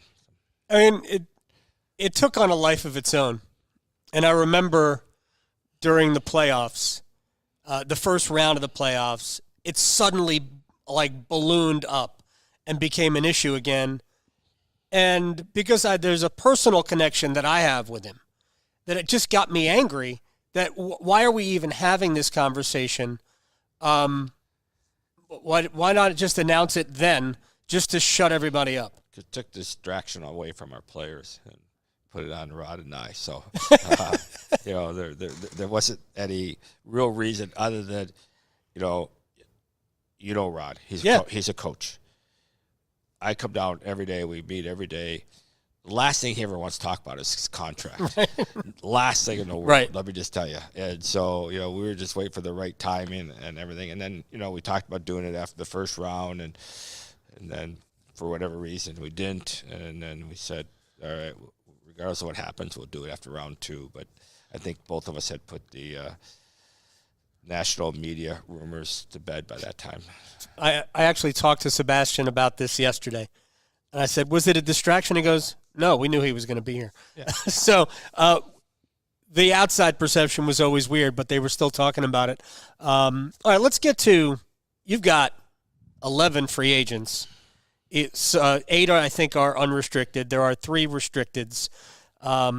You've got decisions to make, even with players who are under contract, potentially. So let me start with a guy who's under contract. How important is it to get Jacob Slavin extended this offseason? Well, I think it's got to be a priority. You can't do it until July 1st. And, we've talked to him and his representation. They know that we have some other priorities right now. He's a priority, but it's not a time-sensitive one. Correct. In May. So I think it's something that we definitely are going to focus on here in the next month. But, I think, it's probably like a lot of these guys, I think, that he wants to be here. Mm-hmm. I think he wants to end his career, start his career, and end his career as a Hurricane. So I'm confident that we should be able to come to some kind of resolution before it gets too long. I mean, this is home for him. Yeah, he spends his summers here, too. Yes, for sure. Yep. So let me move on to the you guys have already referenced him. Seth Jarvis, his litany of injuries, the fact that he doesn't have a medical degree, which he pointed out yesterday, which is obviously a good thing. The importance of making that a long-term thing and not a bridge deal. Where are you on that? Yeah, I think I have mixed feelings on both. I think they both work. The cap's going to be an issue for us right now, like it's going to be for every year going forward. So, a bridge deal probably helps you more from keeping your team together. Sure. But certainly a long-term deal is something that we all want. When we talk to his representation, Jerry Johansson, I'm sure he'll have thoughts on it also. Yeah, I'm sure. They usually do. But we're pretty open-minded that, we could do a short-term bridge, or we could, if we can find the right numbers, that we could do a long-term contract. So just for people, we're talking with Don Waddell, President and General Manager of the Carolina Hurricanes. The short-term 2 or 3 year bridge would lower the number some, maybe, but a long-term deal, the salary cap implications are better down the road because you'd be locked into and every time you wait, we see this as the cap goes up, and if he suddenly becomes a 45 goal scorer, I pity the fool. Should be, because he's a great player. No, 100%. That's why I said I joke about it, but I can't. When you start negotiations with an agent, I can never. I'm not going to say any one bad thing about Jarvi. I can't. There's nothing to say bad about. No, other than you're worried for the nation of Finland. Yeah, yes. He is going to spend 2 years over there. A couple of other players that are just intriguing, and then maybe big picture about the team. Left defense.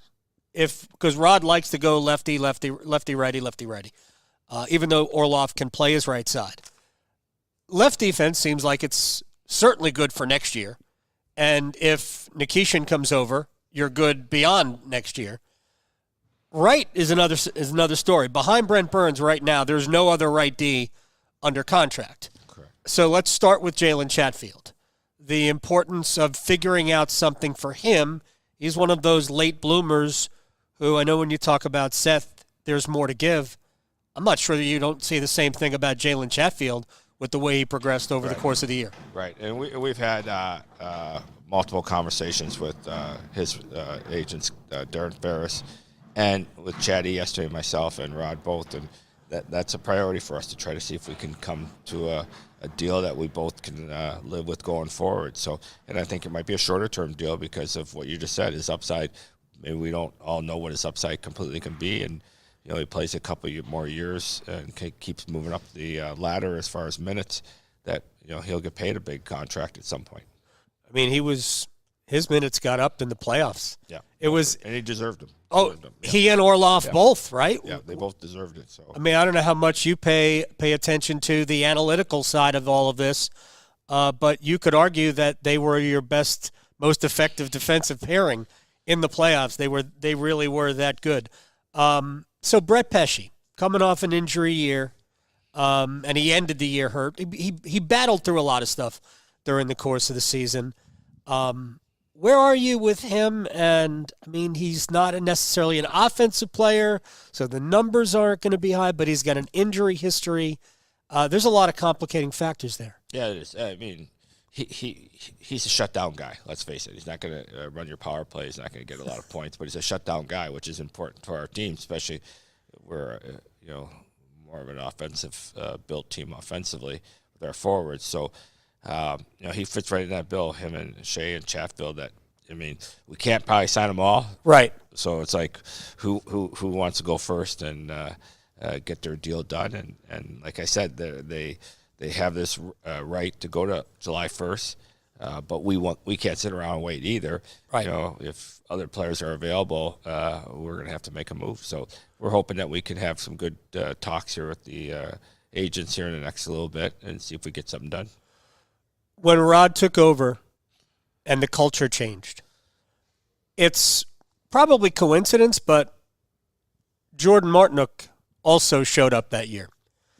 And as much as Rod is the culture of the franchise, what Jordan added to the group, I think, enhanced the culture. He's a unrestricted free agent.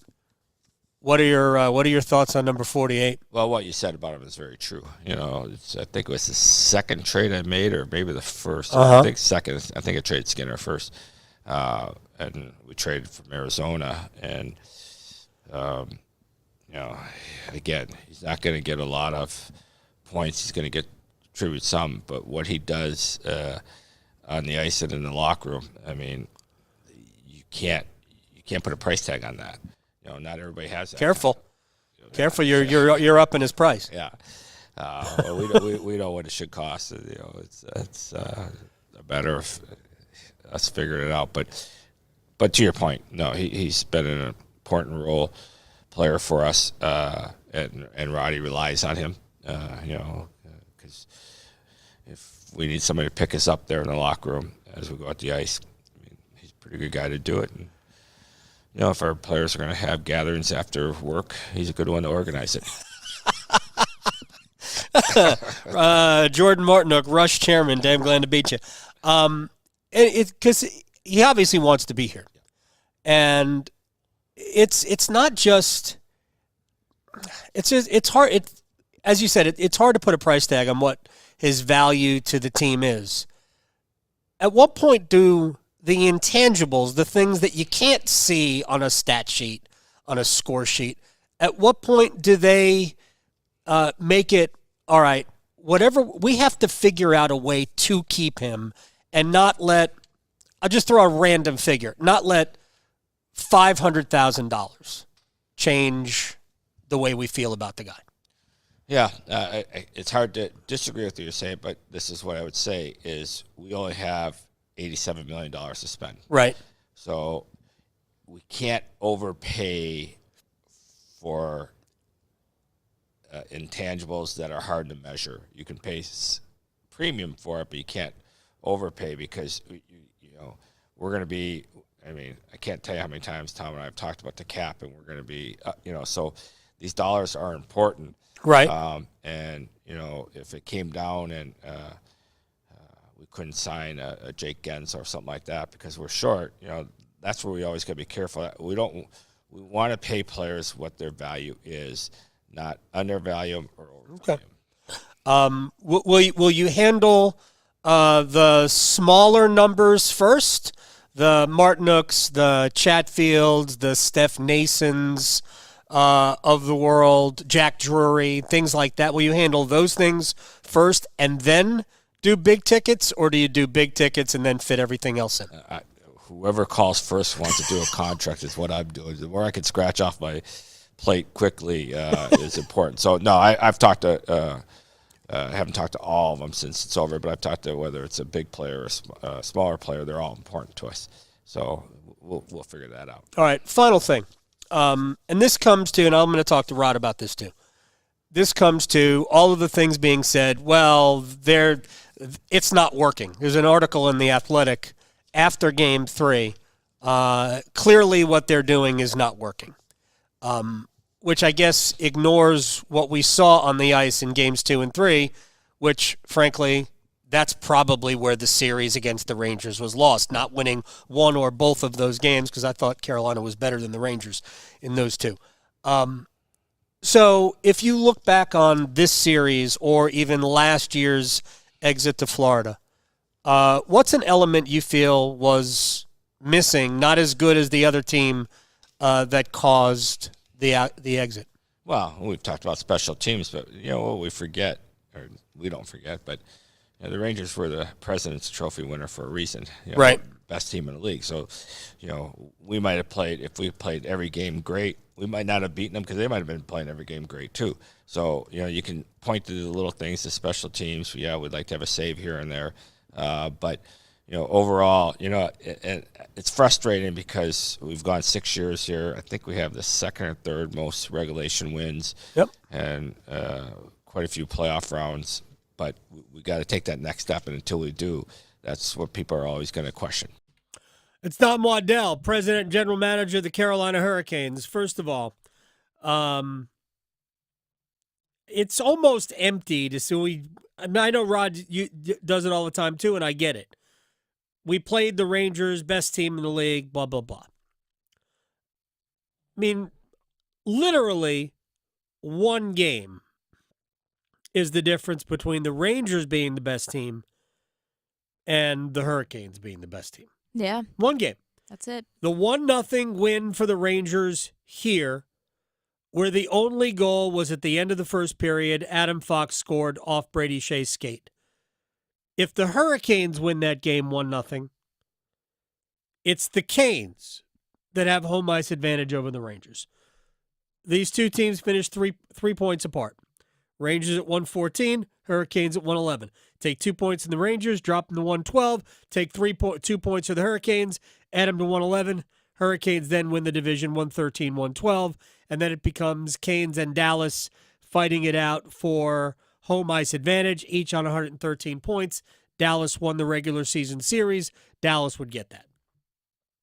I assume that's the first tiebreaker for that. But who knows? Maybe it's regulation wins, and then I don't remember how that worked out. Regardless, it's somehow a little empty to say, well, the Rangers are the best team. We all watched the series. We all understood how close it was. I think it's pretty simple. And one thing that is good about this organization is that they really don't throw anybody under the bus. But there have been enough references. Waddell made it there. Rod Brindamore made it yesterday. Yeah, we would have liked a couple more saves. That's the difference. Yeah. It's not even the power play. Yes, the Hurricanes were 3-0 down in the series because the Rangers got 4 power play goals in the first 2 games. 2 of them were because of the power play. 2 of them were because, honestly, goaltending misplayed situations. Yeah. Freddie Anderson both times. Mm-hmm. And then the shorthanded goal in Game 3. A couple shorthanded. Well, in Game 3, the shorthanded goal specifically turned the game around. Carolina was ahead 1-0 to that point. Shorthanded goal tied it up. Then the Rangers went ahead. Svechnikov scored late. Hurricanes lost in overtime. So, but ultimately, this series came down to one simple fact. The Hurricanes, who, and maybe I'm guilty of this too, I said Carolina will never lose a series because of goaltending, because it's always about the guys in front. Well, guess what? They lost the series because of goaltending. They have lost other series when they haven't had the better goaltender, but they didn't lose those series because they got out goaltended. They lost those series by and large because the other team was better. Tampa in 21. Yeah. The Panthers. Right? The Panthers last year. The team was better. Yeah. 22, they didn't lose. They actually got power played out of the 22 playoffs by the Rangers. Yeah. 4 power play goals the last 2 games. And honestly, Antti Raanta wasn't good in either of those 2 games. But it didn't matter because the Rangers scored 4 power play goals in those games, and the Hurricanes were offensively challenged. So, but this particular year, they lost because, sorry. I mean, I don't anticipate Freddie Anderson's listening, but no, but it's the truth. They lost because Anderson wasn't very good in the last several games. Nasty goals went in. There's just no other way to put it. Yeah. So everybody is asked, what do they have to do to get over the hump? Well, let's try a goalie. Yes, a goalie or just having better goaltending. Maybe that's Pyotr Kochetkov. I'm not saying that they have to go out and get a number 1 goalie. Maybe they have one. I am, again, not suggesting that they do, but next year in the playoffs, better goaltending. Better goaltending in this year's playoffs. I think the Hurricanes are still playing. Yeah. They proved a lot when they showed that Igor wasn't invincible in that last game. Well, actually, in the last few games. But Igor Shesterkin played very well in the series. Yeah. He was the reason why the Rangers won the series, not just because he was amazing, but because he didn't allow trash goals. Nope. Gosh, it's so simple sometimes. Mm-hmm. Now, there are areas where Carolina could be better. No question about it. Power play wasn't great the first 4 games or 3 games until the Brady Shea goal in Game 4. Power play wasn't very good. They were 0 for 15. Thankfully, they fixed their face-offs because that was really bad in the beginning. Even then, Game 6, they weren't great in the face-off circle, and I think in Game 4 they were. Whatever. And they had some problems against the Islanders. But their PK got better. I thought the PK was excellent, even through Game 2, even though the Rangers scored 2 power play goals. This series came down to Carolina's goaltending wasn't good. And it doesn't get any more complicated than that. Goaltending wasn't good. All right, when we come back, we will stretch, we will place bets. Next. Going beyond the box scores. Adam Gold on the North Carolina Sports Network. May is Older Americans Month, and this year we celebrate being powered by connection, the profound impact that meaningful relationships and social connections have on our health and well-being. Learn how AARP can help you find those connections and get the most out of life by listening to AARP Without Limits. You can find the latest episodes of AARP Without Limits wherever you listen to your podcasts. Trust ACT Construction Equipment and Avant Articulated Loaders for the right equipment to help get your work done. Avant makes the most multifunctional loaders in the world. Whether you're a landscaping pro or homeowner serious about property maintenance, you need an Avant loader. ACT Construction Equipment is your authorized Avant dealer for sales, service, parts, and rentals. Visit one of our 7 locations or actce.com for more details about Avant Articulated Loaders. ACT Construction Equipment, always the right equipment for the job.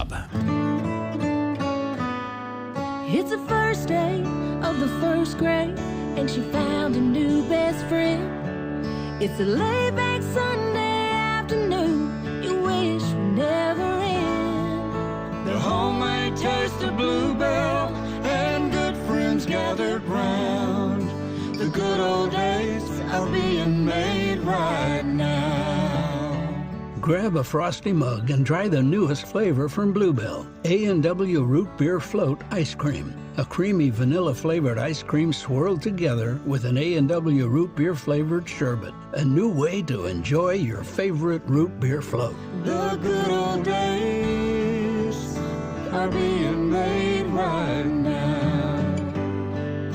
The good old days are being made right now. Look for Bluebell ice cream at your local grocer and pick up your favorite flavor today.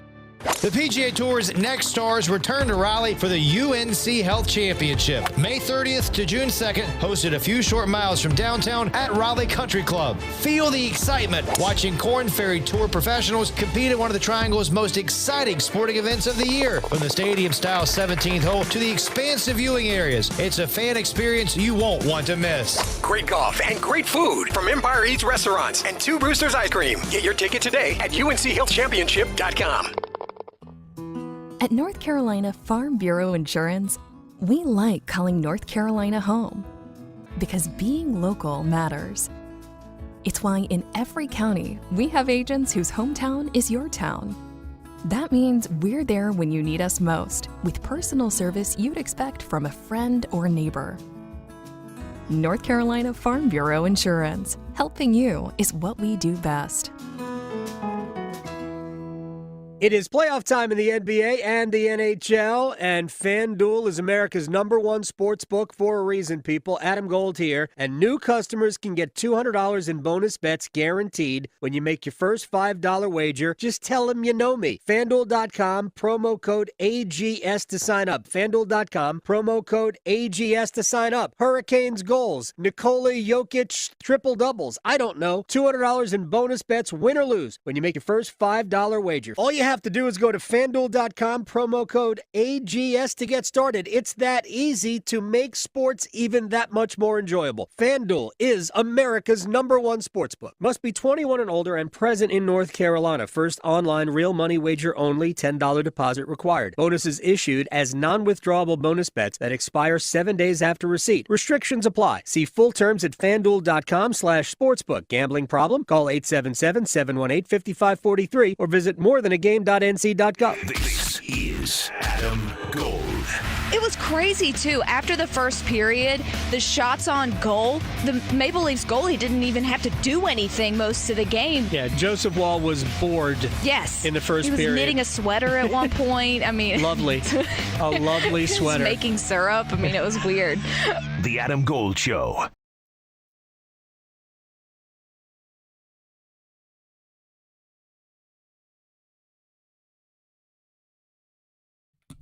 It's the Adam Gold Show. I am Adam Gold. Victoria producing the program. We're going to place bets in a moment. Before we have to do that, it's time to limber up. Let's stretch. A little organ music. 7th inning. By the way, speaking of 7th inning stretch, they're in the 9th inning ACC baseball tournament in front of a by-invitation only crowd in Charlotte. Miami 8, Louisville 4. Cardinals batting bottom of the 9th. Oh, wow. Okay. Well, that's good to know. Also, if anyone's noticed, today would have been Notorious B.I.G.'s birthday. That's why it's B.I.G. Bump Song Day. Oh, okay.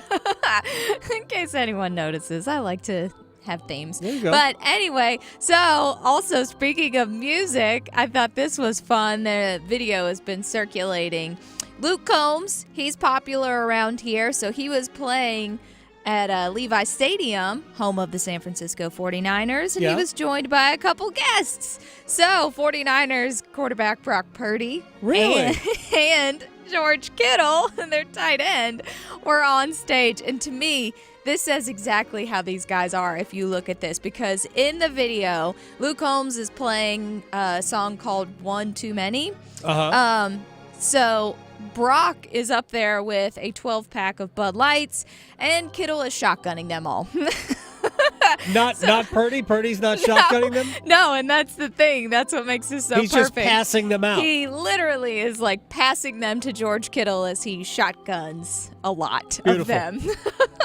So I feel like that probably explains who they are to a T. Yeah. So it's fun. You should go check that out. It is circulating Twitter. Also, what is circulating Twitter is, have you heard of ice cream nachos? I like the sound of it to an extent. Right? Okay, don't think cheese. We're not going there. Right. However, there was a woman who posted a video of making these ice cream nachos, and I am all for it. The problem is climate. Yes, it'll melt, so you got to eat it fast or make it for a lot of people and spread it out. But it's basically where you take like waffle cones, break them up, and then you could put toppings on it, like different ice cream, candies, syrups, all that stuff, cherries, Sounds whatever. good to me. I think that sounds amazing. People are giving it grief. What's the argument? I have no idea, but some people, it's one of the like this or that things. Do you like it? You hate it? How do you hate it? I don't understand. I just don't understand. That sounds fine to me. I know. And speaking, last but not least, of food, do you use a method when you choose your outfit in the morning? A method?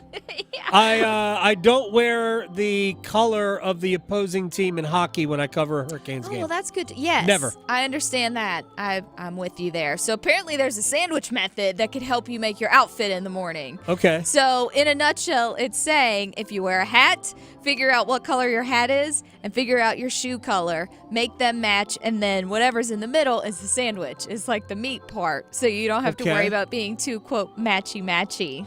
Right. What would be the pickle? Except your belt. I don't know. Okay. Or a tie. So yeah, there I don't you wear a go. tie. If you need something to help you come up with your outfit Makes sense. in the morning, just think about what's your pants and your hat or your glasses and then your shirt's in the middle. I don't know. Who knows? What if I want to dress like a hot dog? In this case, is a hot dog a sandwich? Yes. Yes. It is. All day, every day. So are tachos. But let's make some good bets. Place your bets. Here we are. I bet you slice into the woods $100. Gambling is illegal at Bushwood, sir, and I never slide. Okay, you can owe me. I owe you nothing.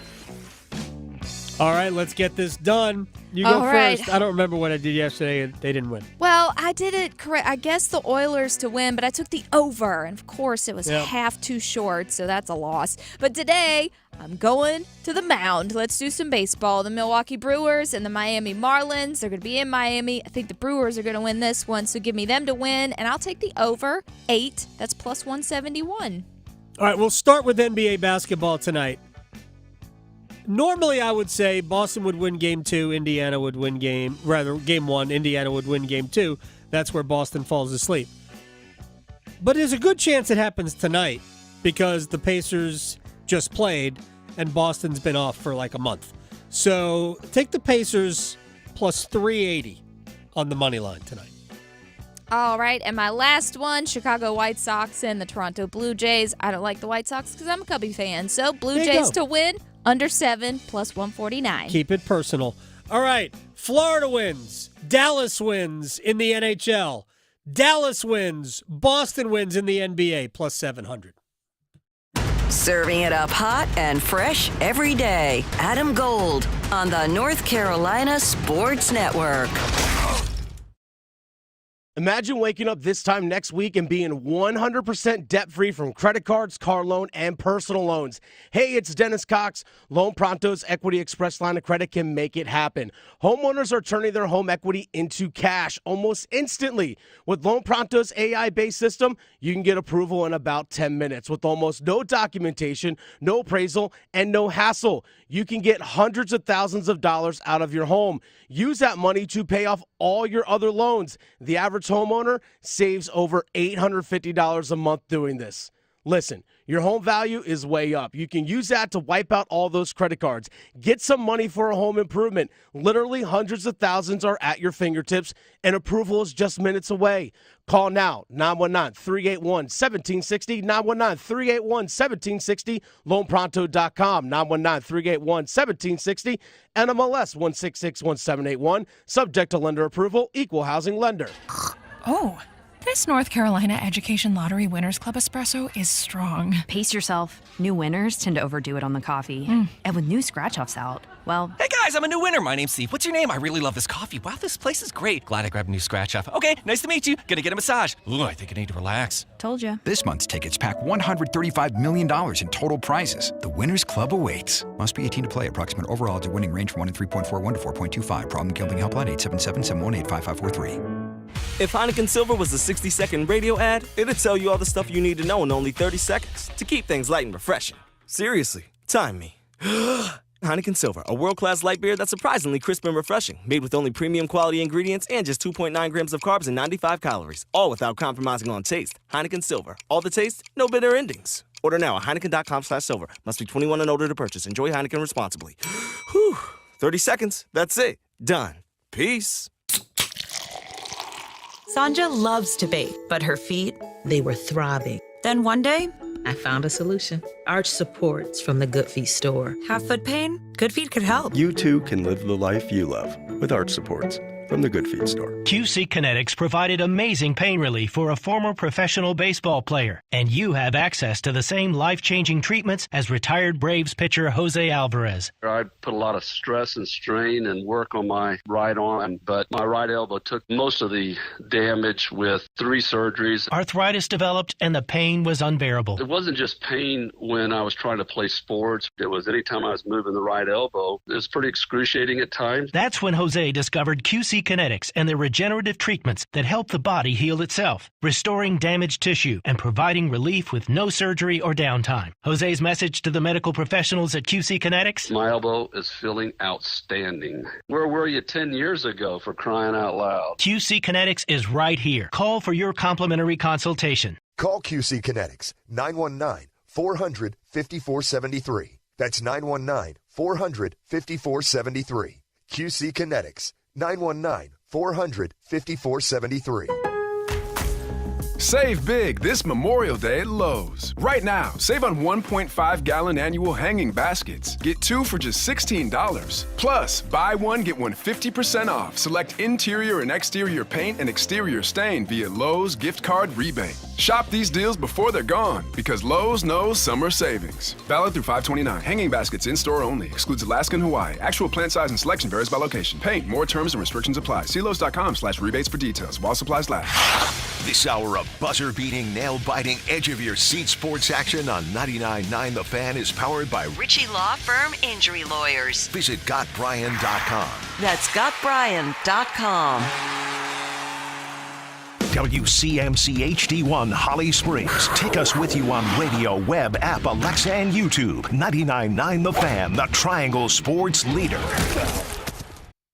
This is the Adam Gold Show. Deep ball, short intermediate, he's a really accurate passer. I think one of the things that I love is I can really focus in on his footwork and his base and the mechanics of where his eyes are at when I know the ball's hitting the receivers. And so, for the last couple of weeks, been throwing on air. I don't have to worry about where the ball's going. He's very accurate. Andy, the same thing, and I know they're pros, right? So people have this expectation that quarterbacks are accurate, but I know that some guys are more accurate than others. So I think it's the ability of Bryce to be able to throw to different body types, different speeds, different quickness at the top of routes. So I'm really impressed with that part of it.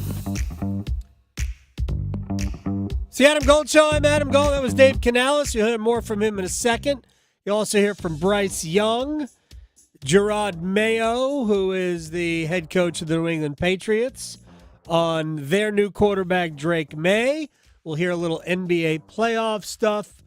Before we get to the wall of sound, I can tell you right now that it is 8-5 Miami, Louisville batting bottom of the 9th inning, and they have 2 outs and a runner on second base, and they just went through a lengthy instant replay review in which they were trying to determine whether or not Louisville's base runner in sliding into second base came off the bag as he was sliding over it, headfirst slide. And this is my biggest problem with instant replay. It was instituted to, essentially prevent obvious errors. It was never, ever, ever, ever meant to split the atom. And that's what we expect instant replay to do, apparently. That is incredibly unfair to umpires, to fans watching.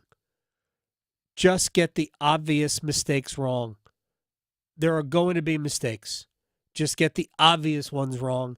If you are watching this, first of all, you're one of about, because there might be 500 people in the stands in Charlotte. Maybe. And honestly, as it was pointed out to me, 100 of them are scouts who are being paid to be there. True. I actually think the number is under 500 total attendance in game one. You take the under. Oh, yes. Oh, yes. On a total embarrassing scene for the ACC in Charlotte for game one between Miami and Louisville that there is nobody who cares. Nobody. Look, Miami and Louisville are not local to Charlotte. I get it. If State were playing, there'd be several thousand people there. If it were Carolina, several thousand people there. Duke and Wake Forest, there would be people there. Miami and Louisville, maybe not so much. Clemson, different story. Florida State, different story. Those two fan bases definitely travel for baseball. But my gosh, there was nobody at this game. Nobody.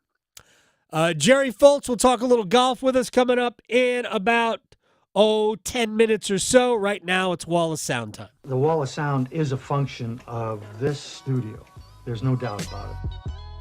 All right, let's get to Dave Canales. As Panthers Day 1 optional OTAs is in the books, and Canales is excited. His quarterback has mastered the art of throwing or something. Here's Dave Canales. Deep ball, short intermediate. He's a really accurate passer. I think one of the things that I love is I can really focus in on his footwork and his base and the mechanics of where his eyes are at when I know the ball's hitting the receivers. And so, for the last couple of weeks, been throwing on air. I don't have to worry about where the ball's going. He's very accurate. Andy, the same thing, and I know they're pros, right? So people have this expectation that quarterbacks are accurate, but I know that some guys are more accurate than others. So I think it's the ability of Bryce to be able to throw to different body types, different speeds, different quickness at the top of routes. So I'm really impressed with that part of it. That's what we want to hear. We want to hear progress. I don't care what it sounds like. We want to hear progress. We still have we have more days of OTAs, so we'll get more from Dave Canales throughout the week. Here's Bryce Young, who now has weapons at wide receiver and at tight end. I'm really excited.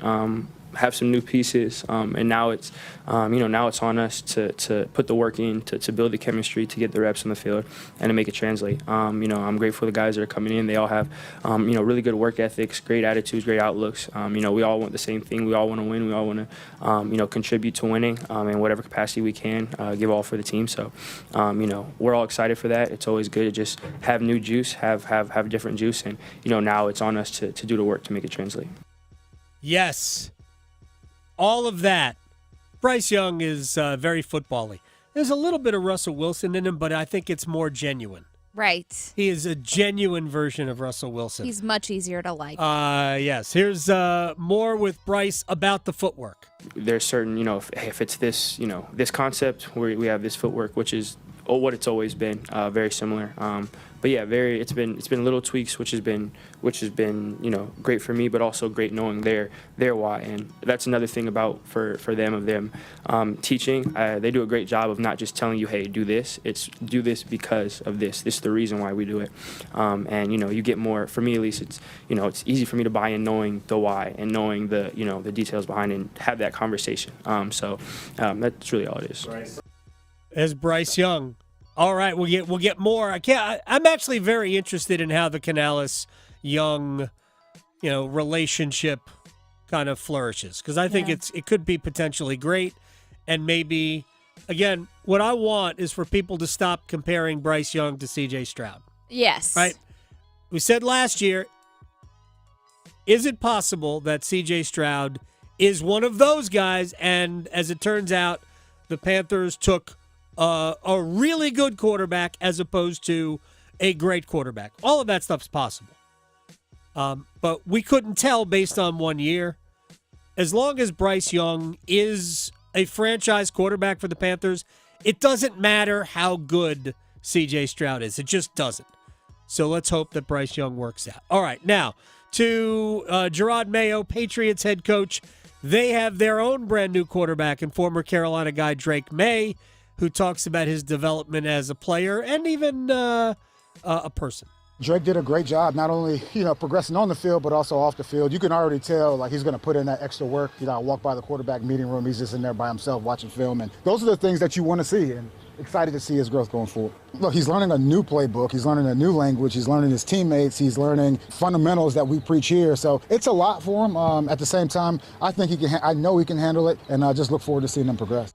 It must have been written in the stars. Jared Mayo, Drake May, I don't know. Maybe if Will Levis was the QB, that would be the same thing. Yeah. Look, everybody's got a lot of work to do. All right, let's get to the NBA. The Celtics are the odds-on. They're minus money, by the way, to win the NBA title. Minus money. That is staggering to me. Draymond Green, on all that Boston has done, now 3 years in a row to the conference finals? They got to win it. Jaylen Brown making $300+ million. Soon to be Jason Tatum making $300+ million. It's a failure. You won 60+ games. You don't care how many conference finals anymore. A finals appearance ain't good enough. You got to go win it all. Yeah, I can't. Especially with the teams left. Well, I actually think it's unfair because I think anybody in the West, either team in the West, can win the title. I would not drop a dime on the Celtics at all at minus money. Not a dime right now. And here's Jay Williams on the fact that if Boston is not paying attention, Indiana's good enough. The playoffs are a war of attrition, right? So if you have a war of attrition and you have combined with guys playing a lot of minutes, dealing with injuries, it's about the team that survives has the best opportunity to win. I'm not going to sit here on national TV and tell you Indiana doesn't have a chance to be in the NBA Finals either. You do or don't think they have a legitimate chance to be in the NBA Finals. I don't think we're talking about it as enough because I know we're talking about the Knicks, but Boston takes their foot on and off the gas. They've already run it in the in-season tournament, and if that game's a track meet, we could be talking about Indiana being in the NBA Finals with a legitimate chance to win at World Champions. Yeah. Except I don't think they'll have I think the West will beat Indiana, but Boston's not going to lose the series if Boston is paying attention. And I think Boston will pay attention maybe after game one. I don't know. But I don't see this being a very long series. All right, when we come back, Jerry Foltz, who is a golf commentator for Live Golf, we're going to dig into the Bryson DeChambeau experience and not does one side or the other need reconciliation, but do we need reconciliation? Next. Going beyond the box scores. Adam Gold on the North Carolina Sports Network. Listen every afternoon for The Drive with Tim Donnelly. As the Panthers offseason is underway, official team activities, optional team activities, can we please all remember who Bryce Young, the prospect, was? Do not be surprised if Dave Canales says he's smart. The guy wouldn't be drafted if he wasn't smart. He's not drafted for his physical tools. He's 5'10", 180 pounds. It's his brain. The Drive with Tim Donnelly, 3 to 6 on 99.9 The Fan. So Game 7 ended up not disappointing last night with the Oilers moving on. So that means we know who is making up the conference finals, and it's time to put some wagers on it. Hey, it's Victoria Vodnecker here for BetMGM, and maybe your favorite sport is to watch baseball or basketball or maybe even boxing. BetMGM has you covered from all angles. And BetMGM wants to give you multiple shots, so they're offering new North Carolina accounts up to $1,500 in bonus bets. Here's how it works. You sign up using code VICTORIA150 and receive up to $1,500 back in bonus bets if you don't win your first bet. And when using the BetMGM app, you're going to have options like same-game parlays, live bets, prop bets, moneyline bets, and fun daily promotions. So for your shot at $1,500 in bonus bets, use code VICTORIA150 and make your first wager. See BetMGM.com for terms. 21 plus, only North Carolina only. Gambling problem? Call 877-718-5543 or visit morethanagame.nc.gov. It's bow time. Listen up, because we've got some big news to share. You might want to sit down for this. Bow Sauce is back at Bojangles. If you think you missed it, just imagine how our Supremes must have felt. because there's no better sauce to pair with our crispy golden chicken supremes. They're already boldly seasoned to perfection, but add Bo sauce and you can taste a truly legendary combination that will make you want to yell, "It's Bo time." So don't wait. Grab a Supreme and dip into some Bo sauce. It's Bo time. There's no time like Bo time. Time to stop whatever you're doing to satisfy your craving for flavor with a Bojangles Chicken Supremes dinner. Choose a 3-piece or 4-piece Supremes dinner. Get your choice of fixin', a biscuit, and legendary iced tea. And don't forget the sauce for dipping, because Bo sauce is back. That's right, Bo sauce is back. Hungry for flavor and value and love the Bo sauce? Then it's Bo time. Fellas, don't get stuck on first base. Hit a home run with help from Arise, the urology clinic for men. We can help your performance with Core Wave Therapy, a pain-free, drug-free way to break up blockages and get you back in the game. No pills, no painful injections, and it only takes about 20 minutes. Score real help for your ED issues from Arise Urology Clinic for Men in Cary. Call 919-459-5400 or visit corewavetherapy.com. Nothing makes being outdoors better than having the right gear and the right crew. So here's an idea. Let Mountain Dew supply the gear and you bring the friends. Because when you buy specially marked multi-packs of Mountain Dew, you can collect points and earn epic limited edition outdoor gear. So buy Dew, collect points, get gear, and get outside with Mountain Dew outdoor gear. Open to legal U.S. residents 18+. Subject to program terms at dewoutdoors.com and 12/31/24. Void or prohibited. For a limited time at Circle K, get 3 20-ounce ice-cold Mountain Dews for only $5. Only on the Inner Circle app. Do the Dew. It's Window Nation's semi-annual sale, and it's a big deal. Right now, get 50% off all windows, along with no interest for 5 years. Plus, bonus savings when you schedule a consult today. If your windows leak, get foggy or hot, or you're paying high utility bills, that's a big deal. With Window Nation's semi-annual sale, you can replace your windows and save a big deal, too.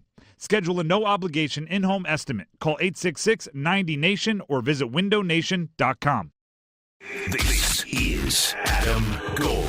There are people out there that just, you must draft a quarterback. Yeah, why you don't want a quarterback? Yeah, exactly. What is wrong with you? Oh, you don't want apple pie? Right. Come on. A la mode? No, maybe I like brownies, okay? I don't want it there. The temptation. Yeah, I don't need it. Because I can convince myself, apple's healthy. Right. The Adam Gold Show. It's the Adam Gold Show. I'm Adam Gold, Victoria, producing the program. We talked a little golf yesterday. PGA Championship in the books, and Xander Schauffele gets his first major championship.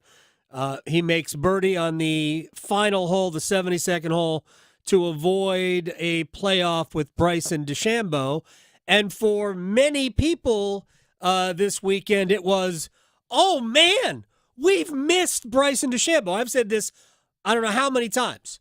Of all the players who left the PGA Tour to go join LIV, and I mean the Koepkas, the Johnsons, the John Rahms, the Cam Smiths, that is the needle. That is the guy that brings eyeballs to television sets because of how he plays the game. And I will admit this, I've never been a fan, but that version of Bryson DeChambeau, the player is kind of the same. But that version of Bryson DeChambeau, the more gregarious, the more fun-loving, the guy playing to the crowd, that's a different Bryson DeChambeau. Even Brandel Chambly seemed to like him. And I don't even know golfers, but him giving that kid that ball and then some adult guy trying to steal it, and he was like, no. Yeah, it's called... No. I don't even know him, but I love this guy. It's called making friends. Jerry Foltz, at Jerry Foltz Golf on Twitter, as though we didn't know it was about golf. Commentator, LIV Golf broadcasts. You have another week off maybe 2 weeks off before you got to be in Houston. And then in Nashville a couple of weeks later, he joins us on the Adam Gold Show. How are you, sir? I'm doing great, Adam. Thanks for having me on again. It's always a pleasure. And Victoria is very sweet, and I love talking to her, too. All right, well, next time, you guys can just have a conversation. If you don't want to talk to me, that's I'm down. That's also fine. So I kind of push back on so many of these narratives that we see about golf fans miss Bryson DeChambeau or, the PGA Tour and LIV have to have a reconciliation. Maybe I'm just being contrary, I've watched Bryson DeChambeau. I know where to find him. I know where to find you, Jerry. I like to listen to Jerry Foltz talk about golf, too. So I know where to find you guys. Why can't people get past the fact that we have two tours? One, obviously, is more mainstream in terms of our ability to see all of it than the other. Why can't people get past that? I think we've seen a huge change in the attitude of the consumer toward accepting that there is exactly that which you state. But there is a faction of golf traditionalists and loyalists to the PGA Tour who are never going to quit wanting LIV to go away and have their old PGA Tour back with all those guys playing against each other more often. And the narrative that you reference is, I saw the headline in one of the golf publications that golf needs Bryson back. Well, golf is not synonymous with the PGA Tour. Right. Golf has Bryson. They have him 14 times a year in LIV Golf, 4 times a year in majors, and if you're savvy at all, he's got probably the most prominent YouTube presence of any professional golfer, and he takes that seriously. No, LIV Golf has hurt the PGA Tour and hurt the PGA Tour business model tremendously, but that's the very same PGA Tour that LIV Golf, I say we because I'm part of it, but LIV Golf tried to do a deal with, and they wouldn't answer the phone before we started. So if there's anybody to blame, I'm not sure that you can just point the finger directly at LIV for the damage done to the product that is now the PGA Tour, because there were efforts, strong efforts to do a deal before it started where everybody could have coexisted harmoniously. There's talk of a deal in the making now where we might get back to a point like that, but to think that LIV Golf is simply going to go away and those players are going to come crawling back to the PGA Tour is delusional. Well, first of all, I agree with all of that. I mean, I do think that there are, like, John Rahm thought when Rahm went, I think he thought he was going to be the impetus for some sort of reconciliation. That's what I mean, I could be wrong, but that's what I think that he sort of said it, that he thought it would be the impetus for a reconciliation. And whether or not he's completely happy with his decision, I honestly can't tell you. But I do think that he thought his going would bring these two tours together. I think right now the biggest disagreement is between Rory McIlroy, certainly nobody's favorite player on the LIV Tour, and players like Patrick Cantlay, Tiger Woods, maybe, Jordan Spieth, who want them to be some sort of a punishment for the players who left to go to LIV. And Rory just wants this whole thing over with. Is this strange bedfellows thing as far as you could tell? To an extent, I hear all the same things you hear, and you're very astute about your observations and reading up on everything. Yeah, there's some infighting within the PGA Tour Policy Board now, and I think if the concession wasn't made to add an additional player to the board and to make the votes equal, essentially giving the players control of the board and adding that seat for Tiger, I think a deal would already be done. But I think there is an effort to still, on behalf of them, in their minds, to save the tour. And I think that ship has sailed. I think there's no doubt going to be some kind of deal in the future. And to say John Rahm wasn't the impetus to that deal, I think it's still, I know it's been 5 months, 6 months, but I think it's still too early to say that. I don't know if that was his goal or if that was his expectation, but I think it went a long way toward bringing the people together at the bargaining table. Yet again, I don't think the position from the PIF standpoint has changed one bit. They're willing. It sounds like they are willing to do something that makes sense for everybody, but to give up to give up all the leverage and the control that you've established through your investment, and that's exactly what it is, an investment. It's got no other purpose in the world except to make money for the PIF down the road. It's a massive investment for hopefully a massive return someday. And to give that away just for a seat at the table, again, delusional thinking, in my opinion. I mean, the Public Investment Fund wants to invest in golf. I've no interest in discussing the geopolitical angle here. Too many people have.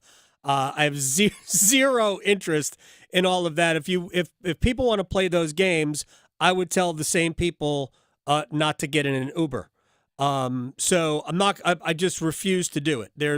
We can decide. Yeah, the hypocrisy is very large in that regard, and I agree. It doesn't solve anything talking about it. Right. So, but the PIF wants to be involved. They are involved in sports globally. They're involved in Formula One. People watch that. Maybe the biggest investor in Formula One. They're involved in English Premier League football, whether it's Manchester City, although that's not the PIF, but clearly Newcastle. They're investing heavily in women's golf, right? So it's to me, I'm putting all that aside. If they want to be, and I think Rory, even though he dislikes what maybe the tour, the format, maybe I don't know what he really dislikes anymore because his position has evolved in some ways. It's to me, this is about they are coming in and they are going to invest in golf. And I think Rory has even said it.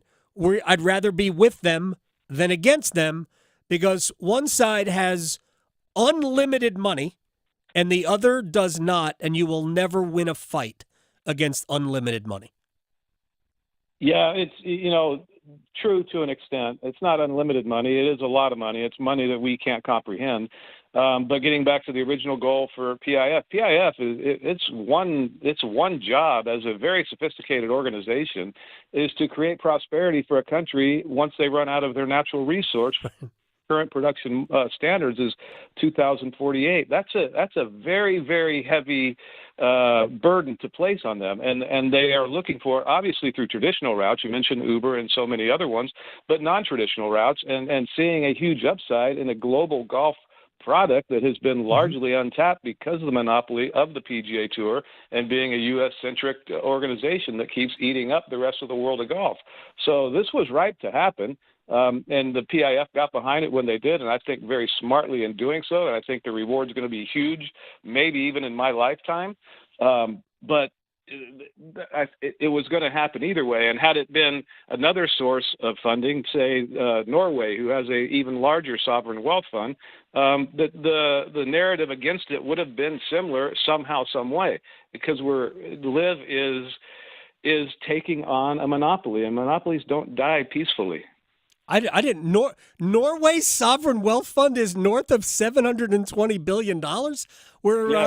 I think there's 5 or 6 different ones, most from communist countries. But yeah, there's plenty that are bigger than. I think China has 2 of them that are bigger. The PGA Tour is like they would have lost Victor Hovland in a heartbeat.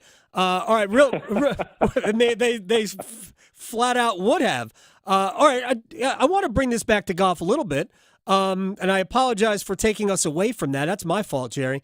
Oh, no. I love talking this stuff. I've done way too much research in it, and you don't often get the chance to do it with an impartial mind. And to an extent, I am impartial. I wouldn't call myself a PGA Tour loyalist. I'm not a fan of Greg Norman because of what a lot of the things he has done and said.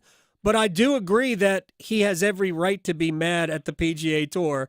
And I also think that I can't believe that Jay Monahan is still running the PGA Tour the way it has been completely mismanaged and misled. But that part's baffling to me, too. That's absolutely baffling to me. Stunned. When that announcement was made about a year ago, I was shocked that he wasn't shown the door immediately. But let me just get to the Bryson part of this and some other players, Joaquin Niemann playing at an incredibly high level. Why is it that every time Bryson challenges for a major, which has now happened twice this year, why is it that people go, see, that's proof, as though we didn't know that these players were world-class players who just happened to play on LIV? They didn't forget how to play golf, and the narrative that they only play 54 holes so they can't play Sunday. 6 of the 11 guys who made the cut from LIV shot their lowest round of the week on Sunday. 11 guys made the cut out of the 16 in the field. That's 69%. And it's not apples to apples, but when you compare it to the PGA Tour, I mean, the only one I can think of without going through and seeing how many PGA Tour members were in the field were PGA Tour winners of official PGA Tour events from this season alone. There have been 19 of them. 53% of those guys missed the cut. So it's to think these guys forgot how to play golf and they don't deserve a spot in the majors and they're not world-class players. Again, it's just not very wise thinking. And I huge kudos to Seth Waugh, who claims not to be a fan of the product, but yet still was the first one to really make some steps to recognize the quality of play on LIV and the quality of players and to do his best to guarantee the best possible field for his championship. And he was the first one to do it, and I think the others will fall in line sooner rather than later. But when you mention Greg Norman, I know you understand. I understand that you're not a fan of his. I can tell you a couple things. We talk about the popularity of Bryson. Greg Norman knew 30, 40 years ago that if the players had some sort of access or control to their rights, their media rights in any way, they could each become a much bigger brand in and of themselves instead of the PGA Tour owning 100% of that. LIV Golf gives them that right, and that's why you've seen this huge increase in popularity for Bryson DeChambeau, because he goes out, he works hard, he spends a lot of money creating that, or not creating, but letting the world see him and creating content, as they say nowadays, for the younger generation, and that is huge for, the cliche catchphrase of growing the game. And Greg Norman knew that 40 years ago. And the other thing I'll say about Greg is if you worked for him, you would be a fan. He's one of the most loyal people I've ever met. Next time we talk, I will tell you my own personal Greg Norman story, which is a positive one. And I kid you, and it goes back about 40 years, maybe a little less than 40 years because I'm not that old. Jerry Foltz. Listen, I'll tell you one thing he tells me. Every time I want to get in the trenches with all the haters out there, he always says, Jerry, take the high road. There's less traffic. And it's so damn true. I love talking to you. We'll have you on again. I know you're going to be stateside for a couple more months, so we'll talk again. Anytime, Adam. You got it. Jerry Foltz, at Jerry Foltz Golf. I have a great Greg Norman story that he will appreciate. When we come back, Jessica Sharman on a summer of golf. I'm sorry. Screwed the whole tease up. A summer of soccer. Whatever. I'm not good at this. Next. Serving it up hot and fresh every day. Adam Gold on the North Carolina Sports Network. May is Older Americans Month, and this year we celebrate being powered by connection, the profound impact that meaningful relationships and social connections have on our health and well-being. Learn how AARP can help you find those connections and get the most out of life by listening to AARP Without Limits. You can find the latest episodes of AARP Without Limits wherever you listen to your podcasts. It is playoff time in the NBA and the NHL, and FanDuel is America's #1 sports book for a reason, people. Adam Gold here, and new customers can get $200 in bonus bets guaranteed when you make your first $5 wager. Just tell them you know me. FanDuel.com, promo code AGS to sign up. FanDuel.com, promo code AGS to sign up. Hurricanes goals, Nikola Jokic triple doubles. I don't know. $200 in bonus bets, win or lose, when you make your first $5 wager. All you have to do is go to FanDuel.com, promo code AGS to get started. It's that easy to make sports even that much more enjoyable. FanDuel is America's #1 sportsbook. Must be 21 and older and present in North Carolina. First online real money wager only, $10 deposit required. Bonuses issued as non-withdrawable bonus bets that expire 7 days after receipt. Restrictions apply. See full terms at FanDuel.com/sportsbook. Gambling problem? Call 877-718-5543 or visit morethanagame.nc.gov. It's the first day of the first grade, and she found a new best friend. It's a laid-back Sunday afternoon you wish would never end. The homemade taste of Bluebell and good friends gathered round. The good old days are being made right now. Grab a frosty mug and try the newest flavor from Bluebell, A&W Root Beer Float Ice Cream. A creamy vanilla-flavored ice cream swirled together with an A&W Root Beer flavored sherbet. A new way to enjoy your favorite root beer float. The good old days are being made right now. The good old days are being made right now. Look for Bluebell ice cream at your local grocer and pick up your favorite flavor today. The PGA Tour's next stars return to Raleigh for the UNC Health Championship. May 30th to June 2nd, hosted a few short miles from downtown at Raleigh Country Club. Feel the excitement watching Korn Ferry Tour professionals compete at one of the Triangle's most exciting sporting events of the year. From the stadium-style 17th hole to the expansive viewing areas, it's a fan experience you won't want to miss. Great golf and great food from Empire Eats Restaurants and Two Brewsters Ice Cream. Get your ticket today at UNCHealthChampionship.com. At North Carolina Farm Bureau Insurance, we like calling North Carolina home because being local matters. It's why in every county, we have agents whose hometown is your town. That means we're there when you need us most, with personal service you'd expect from a friend or neighbor. North Carolina Farm Bureau Insurance. Helping you is what we do best.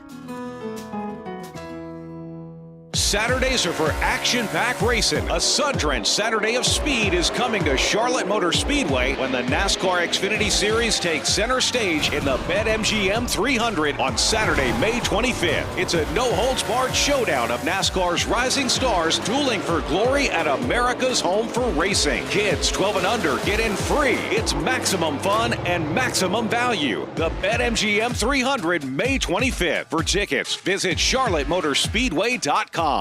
This is Adam Gold. I got news for you.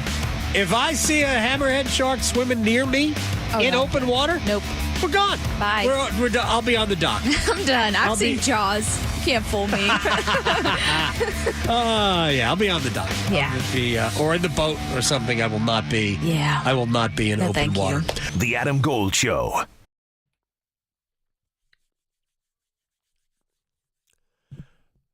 It's the Adam Gold Show. I'm Adam Gold.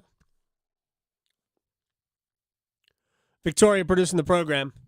Mentioned it's a summer of soccer here in the United States. We got a lot going on. We have the soccer tournament, which starts the beginning of next month. We have Copa America for those people who are interested, and I definitely am. The European Championships start also in June. We have the Olympics at the end of the summer. There we have, and by the way, it has been a minute since Charlotte FC has allowed a goal. What, 4 straight clean sheets for the crown, if you will? That's a lot. They have not allowed a goal in May. And we're almost out of May. It's till 21st right now. Jessica Sharman at Jess Talks Footy on Twitter. It's a long way from Clayton State to the broadcast booth and Major League Soccer and Sirius XM. My gosh, what an overnight success you are. Thank you so much for your time. How are you? Absolutely. So happy to be here. And you're right, 360 minutes for Charlotte FC to concede a last goal. That doesn't happen in MLS. And Charlotte FC leading the line in terms of shutouts in the entire league right now. What a difference from last year that is for this side. I've talked to your buddy Will, whatever his name is, about the. I will tell you this. I still call him Willie P because I know I'll murder it. Is that bad? No, not at all. No, look. There are players that I will just refer to their first name if I think I'll botch the last name. It took me 3 years to say Giannis Antetokounmpo. I couldn't say it. I just called him Giannis. Better safe than sorry. Yeah. Better safe than sorry. It's 3 years I was just calling him Giannis. So we talked to Will earlier in the year, and we talked to Dean Smith. How much of Charlotte's turnaround, I don't even know if turnaround's the right word, but how much of their success is the manager and how much are new players another year further in the system, or even though it's a new system? What do you attribute, especially the defense? Yeah, it's funny because Dean Smith's a very humble guy, which is a very likable quality, and he's been asked these questions, and he takes none of the responsibility. But evidence would suggest that he has a lot to do with it when you consider this is the same back four mostly that has played in the majority of Charlotte FC's season that played under Latanzio as well. The personnel hasn't really shifted all too much when you look at the players you're bringing in. It's a lot of the same players. It's just the manager that's brought this team together. I think one of the biggest differences you see, you kind of alluded to it tactically, it's way more simple. It's like basic defending, one-on-one defending, stepping to the ball, preventing opportunities, but sometimes simple is better. Look, we're not Man City. We don't claim to be Manchester City. We don't need to be playing with Premier League tactics. Sometimes stripping it down to the basics can help players succeed. And I think the other part about it, what Dean Smith has brought to the table, he's brought this camaraderie, this ability to bring everybody onto the same page. And it's been really fun to watch this team come together under a manager that clearly has the respect of everybody in the locker room. All right, so as Jessica Sharman is joining us here, Charlotte FC radio commentator at Jessica Talks Footy on Twitter. It's been meteoric, at least in my experience, how much more today people are into the sport as a whole than they were, say, 10 years ago. You played collegiately not that long ago, by the way, which is even more impressive that you are where you are in your profession. But it hasn't been 10 years since, now we have so much interest in both the men's and women's game professionally, not just Major League Soccer, but the Premier League is ratcheting up. And I think that we're seeing even more interest in La Liga and Bundesliga. Where are you impressed by the level of interest in people, or is it just me because I'm a new fan? No, I absolutely love it. And I think what's interesting is I moved to America in 2013, so 10, nearly 11 years now. And I've been able to see firsthand the growth of the game, right? It's gone from when I would tell people I met that I was involved in soccer and you would hear them sigh and give that, frustration of, but it's such a boring game, to now when you tell people that you're into soccer, everybody can't wait. People love the fact that they have a buddy that can get them free tickets to the sports because it's become a sport that has a different level of respect to it now. I think a lot of it is done from the grassroots level up. When you look at accessibility of soccer, it feels like far more young kids are starting to play, and the best way to grow a soccer fan base is to get the kids playing, right? Because then you have the kids bought in, you have the parents bought in, you have the grandparents that are watching the kids, and all of a sudden these kids want to pick a professional team. They want to look up to the teams that they're admiring. And one of the biggest testaments you get is the attendances. Look at Charlotte FC filling Bank of America Stadium, but also now look at the fact that these stadiums in the South, Atlanta's stadium, this stadium in Charlotte, are all getting the nods for international tournaments. Yep. Soccer isn't seen as this boring sport anymore. People are seeing the entertainment value that it has. And as the U.S. gets better, obviously the U.S. women's national team have always been good, but the men's team, more competitive now, it makes for an excitement because people just want their national team to represent them well, right? And it's helpful when the team is having success on both the national and a domestic level. Well, you mentioned the women's national team. Let me just go there, and we'll get to some other things in a sec. Emma Hayes, who just won her fourth straight title in Europe for Chelsea, is now taking over as the head coach of the women's national team. And I'm not sure there is a more difficult job in all of soccer in the world based on where the United States was, where fans of the women's national team expect them to be, and the fact that the landscape in world soccer has completely changed over the last 5 or so years, where I don't know that they're the best team anymore. I don't think the United States is the best, or if they are, you can throw a blanket over maybe the top 3, 4, 5 countries.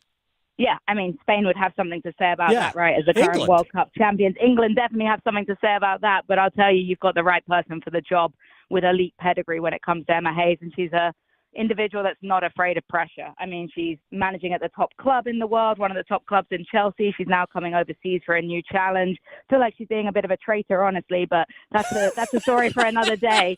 I'm a little envious of the appointment because I think what she's going to bring to the table is a humbling moment for some of this U.S. squad. And I don't want this to come across as some Euro snobs looking down on the U.S., but this World Cup was an eye-opener for both the fans and the players. And people don't like this cliche, but I think it's an accurate cliche. The rest of the world has caught up, whether it be investment in grassroots level, investment into top-tier programs. The rest of the world now has professional leagues that compete with NWSL, if not exceed NWSL. So now the U.S. is in this weird spot where ambition is always going to be so high. Expectation is always going to be so high because of the dominance that the U.S. had in the women's game for so long. I mean, it's the reason I came to the States, because everyone in England saw the U.S. as the place to be. It was the place to grow a career in soccer, and that's kind of changed now. So it's a really unique landscape for the U.S., who really needs to right the wrong in the Olympics, needs to come home with a gold medal, honestly, when you look at how disappointing the World Cup was. Emma Hayes is a disciplinarian. She's a hard-working coach that is going to ruffle a few feathers, but I think those are feathers that the U.S. fan base probably want to be ruffled in this team. You mentioned Jessica Sharman is joining us from Charlotte FC Radio. You mentioned the fact that the NWSL was the league, the be-all, but all of a sudden, players who played here for the NC Courage started going over to Europe to play professionally. It's one thing that didn't happen the first couple of years, right? And then all of a sudden, the investment, and I think that the real eye-opener was the Women's Euros a couple of years ago, when all of a sudden, like, wait a second, we can fill up these stadiums? We can fill up Premier League stadiums as opposed to maybe smaller venues in the championship? I think it opened up everybody's eyes. Yeah, I think it was a point turner. And then with the investment financially, because you're selling more tickets, guess what? Contracts are worth more money. So it becomes more lucrative to move overseas in a lot of ways. You're also looking at some of the other best players in the world. You know, if NWSL was only attracting mostly Americans, if you're an American and you want to go play against the best of the best in England, the best of the best in Australia, think Sam Kerr, these kind of players that were playing overseas in England, it becomes an attractive spot. And this is where the NWSL has some work to do. We're seeing USL Super League obviously come into action, and the Carolinas are going to have a team in that, which is another level of professional women's soccer.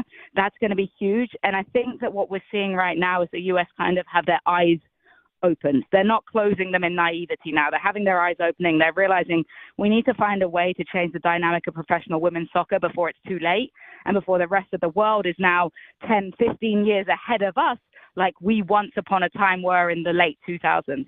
All right, two quick things, and then I'm going to let you go. I know you have a young child to tend to. I hope still napping? No, she is watching some Peppa Pig. We're trying to get the English accent, so she's in front of Peppa Pig. Very good. I would also suggest Beatrix Potter, which was big when our kids were really young. Jessica Sharman is joining us. First, a couple of years ago when I became a big fan, I chose Liverpool. A heart-wrenching season. We thought, but I'm also realistic. I thought they were kind of probably punching above their weight a little bit. And then, of course, the Klopp era comes to an end. You have thoughts on what Jurgen Klopp meant to Liverpool? And I don't know if English football is right, but he did it differently than Pep Guardiola and even Mikel Arteta. He did it more in terms of relationship and the personality of it all. Yeah, I mean, firstly, anyone just watches any of the videos from staff, players, everybody talking about him, and it's pretty clear that he was the man that they all looked up to, and he's got some huge shoes to fill. It's going to be very difficult to see what comes next after Klopp's era. What I liked about him is he was able to cultivate the kids. Obviously, Klopp's kids became a famous thing, how he was able to get things done with kids, and at the same time work with big-name stars as well. I think this is a huge point in Liverpool's career now of what do you do now? You know, there's been rumors about big-name stars leaving the building. Will Mohamed Salah be there anymore? Probably not. There's a lot of big-name turnaround, and it's one of those where, you know, this is a club that has so much history. I think anyone that listens to You'll Never Walk Alone gets chills. It's just part of English football culture. But they've really got to turn the screw now and figure out what they're going to do, because Klopp is not a player or a manager rather you can replace. And it kind of reminds me a little bit, and this will traumatize you because it's been a long, long time for Man United as well. But when Sir Alex Ferguson left, you know, that was a doomsday for Man United. I think that Liverpool's in a better place with the academy, with the kids, with the players that are coming up through the youth system, but they really have to get it right next year without him. All right, final thing. I agree. By the way, I have a recording of Led Zeppelin singing You Never Walk Alone, even though Robert Plant is a VP for Wolverhampton. Irony. Exactly. I have a recording of that. What is realistic? Final thing for Jessica Sharman. What is realistic for the men's national team to think about in terms of, let's just say Copa America this year? Are they a legit contender to win Copa America? Oh, that's tough. Because I don't want to annoy anybody too much, but I'm not sure they are. No, I think maybe a quarterfinal, semifinal would be a really big achievement. But you look at the caliber of these teams from South America, and they're just so good. I mean, Argentina, brilliant. You've got Colombia, who are absolutely on form as well. You've got some sneaky other teams that can have a say as well. Uruguay. Mm-hmm. I mean, the quality of the players that they have. And then, let's be honest, a lot of question marks still over the way that the U.S. men's national team are led in terms of managerial standards as well. This is a big tournament for them on home soil. Home field advantage is a thing. But also we know that America is a mixing pot, right? And we know that these Latin American teams have incredible fan bases too. I have a feeling that home field advantage may not come into play when the U.S. and Argentina are both in the stadium in Atlanta. I have a feeling there may be a few more Messi jerseys than perhaps the Serginho Dest jersey represented. Yeah, and unfortunately, Serginho Dest is hurt, so he won't even be on the field. He's not in the squad. And a lot of those Messi jerseys might be pink. Jessica Sharman, Charlotte FC radio commentator. Jessica Talks Footy. Thank you so much for doing this. We'll talk again. Absolutely. Anytime. Thank you so much for having me. You got it. Jessica Sharman here on the Adam Gold Show. Appreciate you all indulging me. I'm very excited for the summer. Yeah. Soccer tournament in Cary starting in a few weeks. Men's and women's field. By the way, Heather O'Reilly will talk about that with us a little bit on Thursday. She's going to be in studio. You've got the Euros. You've got the Copa America. And, yeah, I agree. I think for the United States, I don't know if I would consider quarterfinals a good tournament. I think a good tournament is semifinals. I think it's a par if you make the quarters. I think that would be a birdie if you make the semis. Final four teams with Brazil, Argentina, Colombia, Uruguay. Those are probably four better sides than, the U.S., they're probably the best side in CONCACAF, which would, Mexico, Canada, the U.S., Central America. But then you go down and you deal with the South American countries. That's a completely different level. So, but if you get to the semifinals, that's a good Copa for the U.S. But to the women, and we'll talk to Heather O'Reilly about this on Thursday, I do think that Emma Hayes has as difficult a job as there is in world soccer, because the U.S. isn't the best country anymore. Now, that doesn't mean they're not capable of being the best country. We're in this this period between the stars that were still around for the Women's World Cup. Megan Rapinoe was on that team.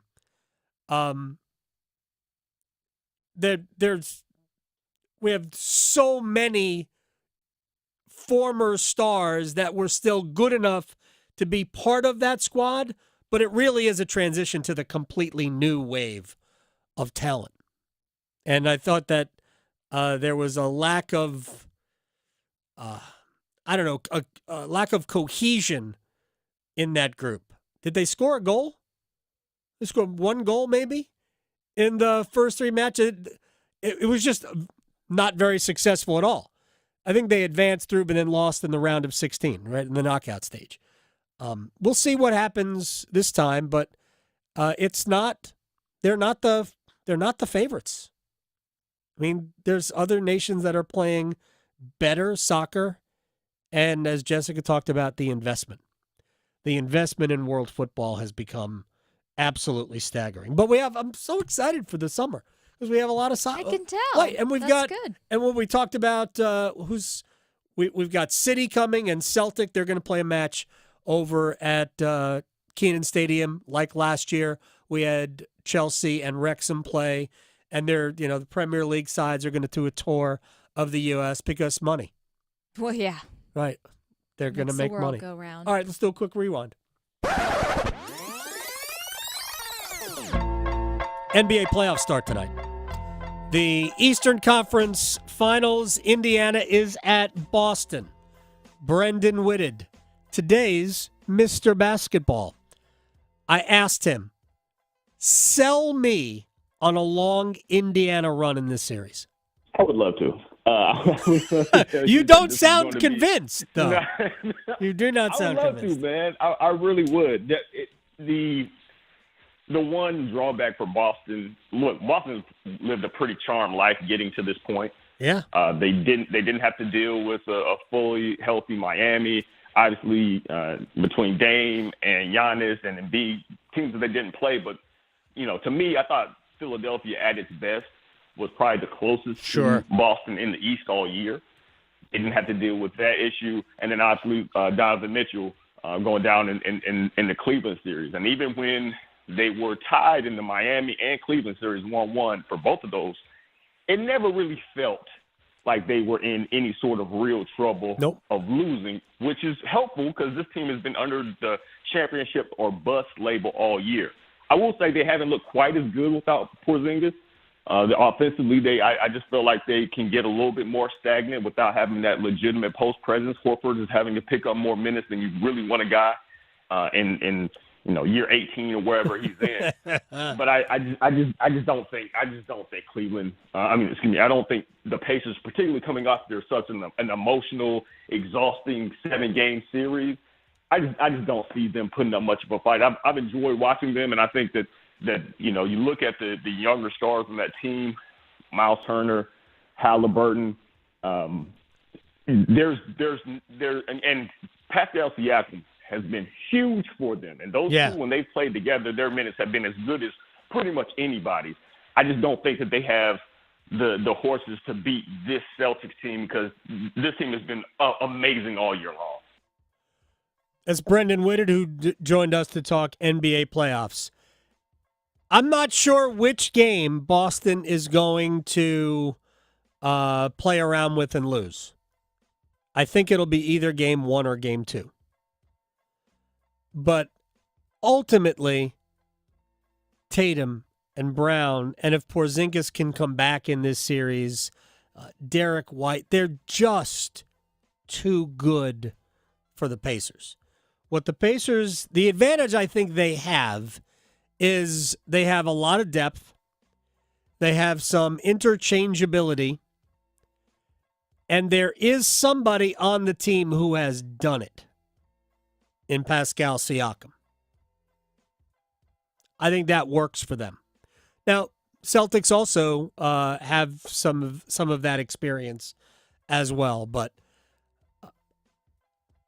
Boston's going to win the series. I think it'll be a 5-game series, but there's going to be a hiccup along the way early, and we'll see how the Celtics deal with it.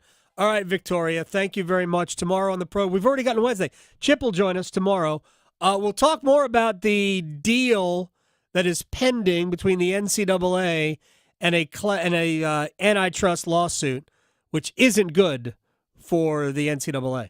Raleigh to Boone, Charlotte to Chapel Hill. Your Carolina is covered. Adam Gold on the North Carolina Sports Network. Hey, it's Adam Gold from my friends at FanDuel, America's #1 sports book with a great offer for new customers. So sign up right now. Go to FanDuel.com, promo code AdamGold. You make your first $5 wager, and we will send you $200 in bonus bets. Win or lose that first $5 wager. So it is a no-risk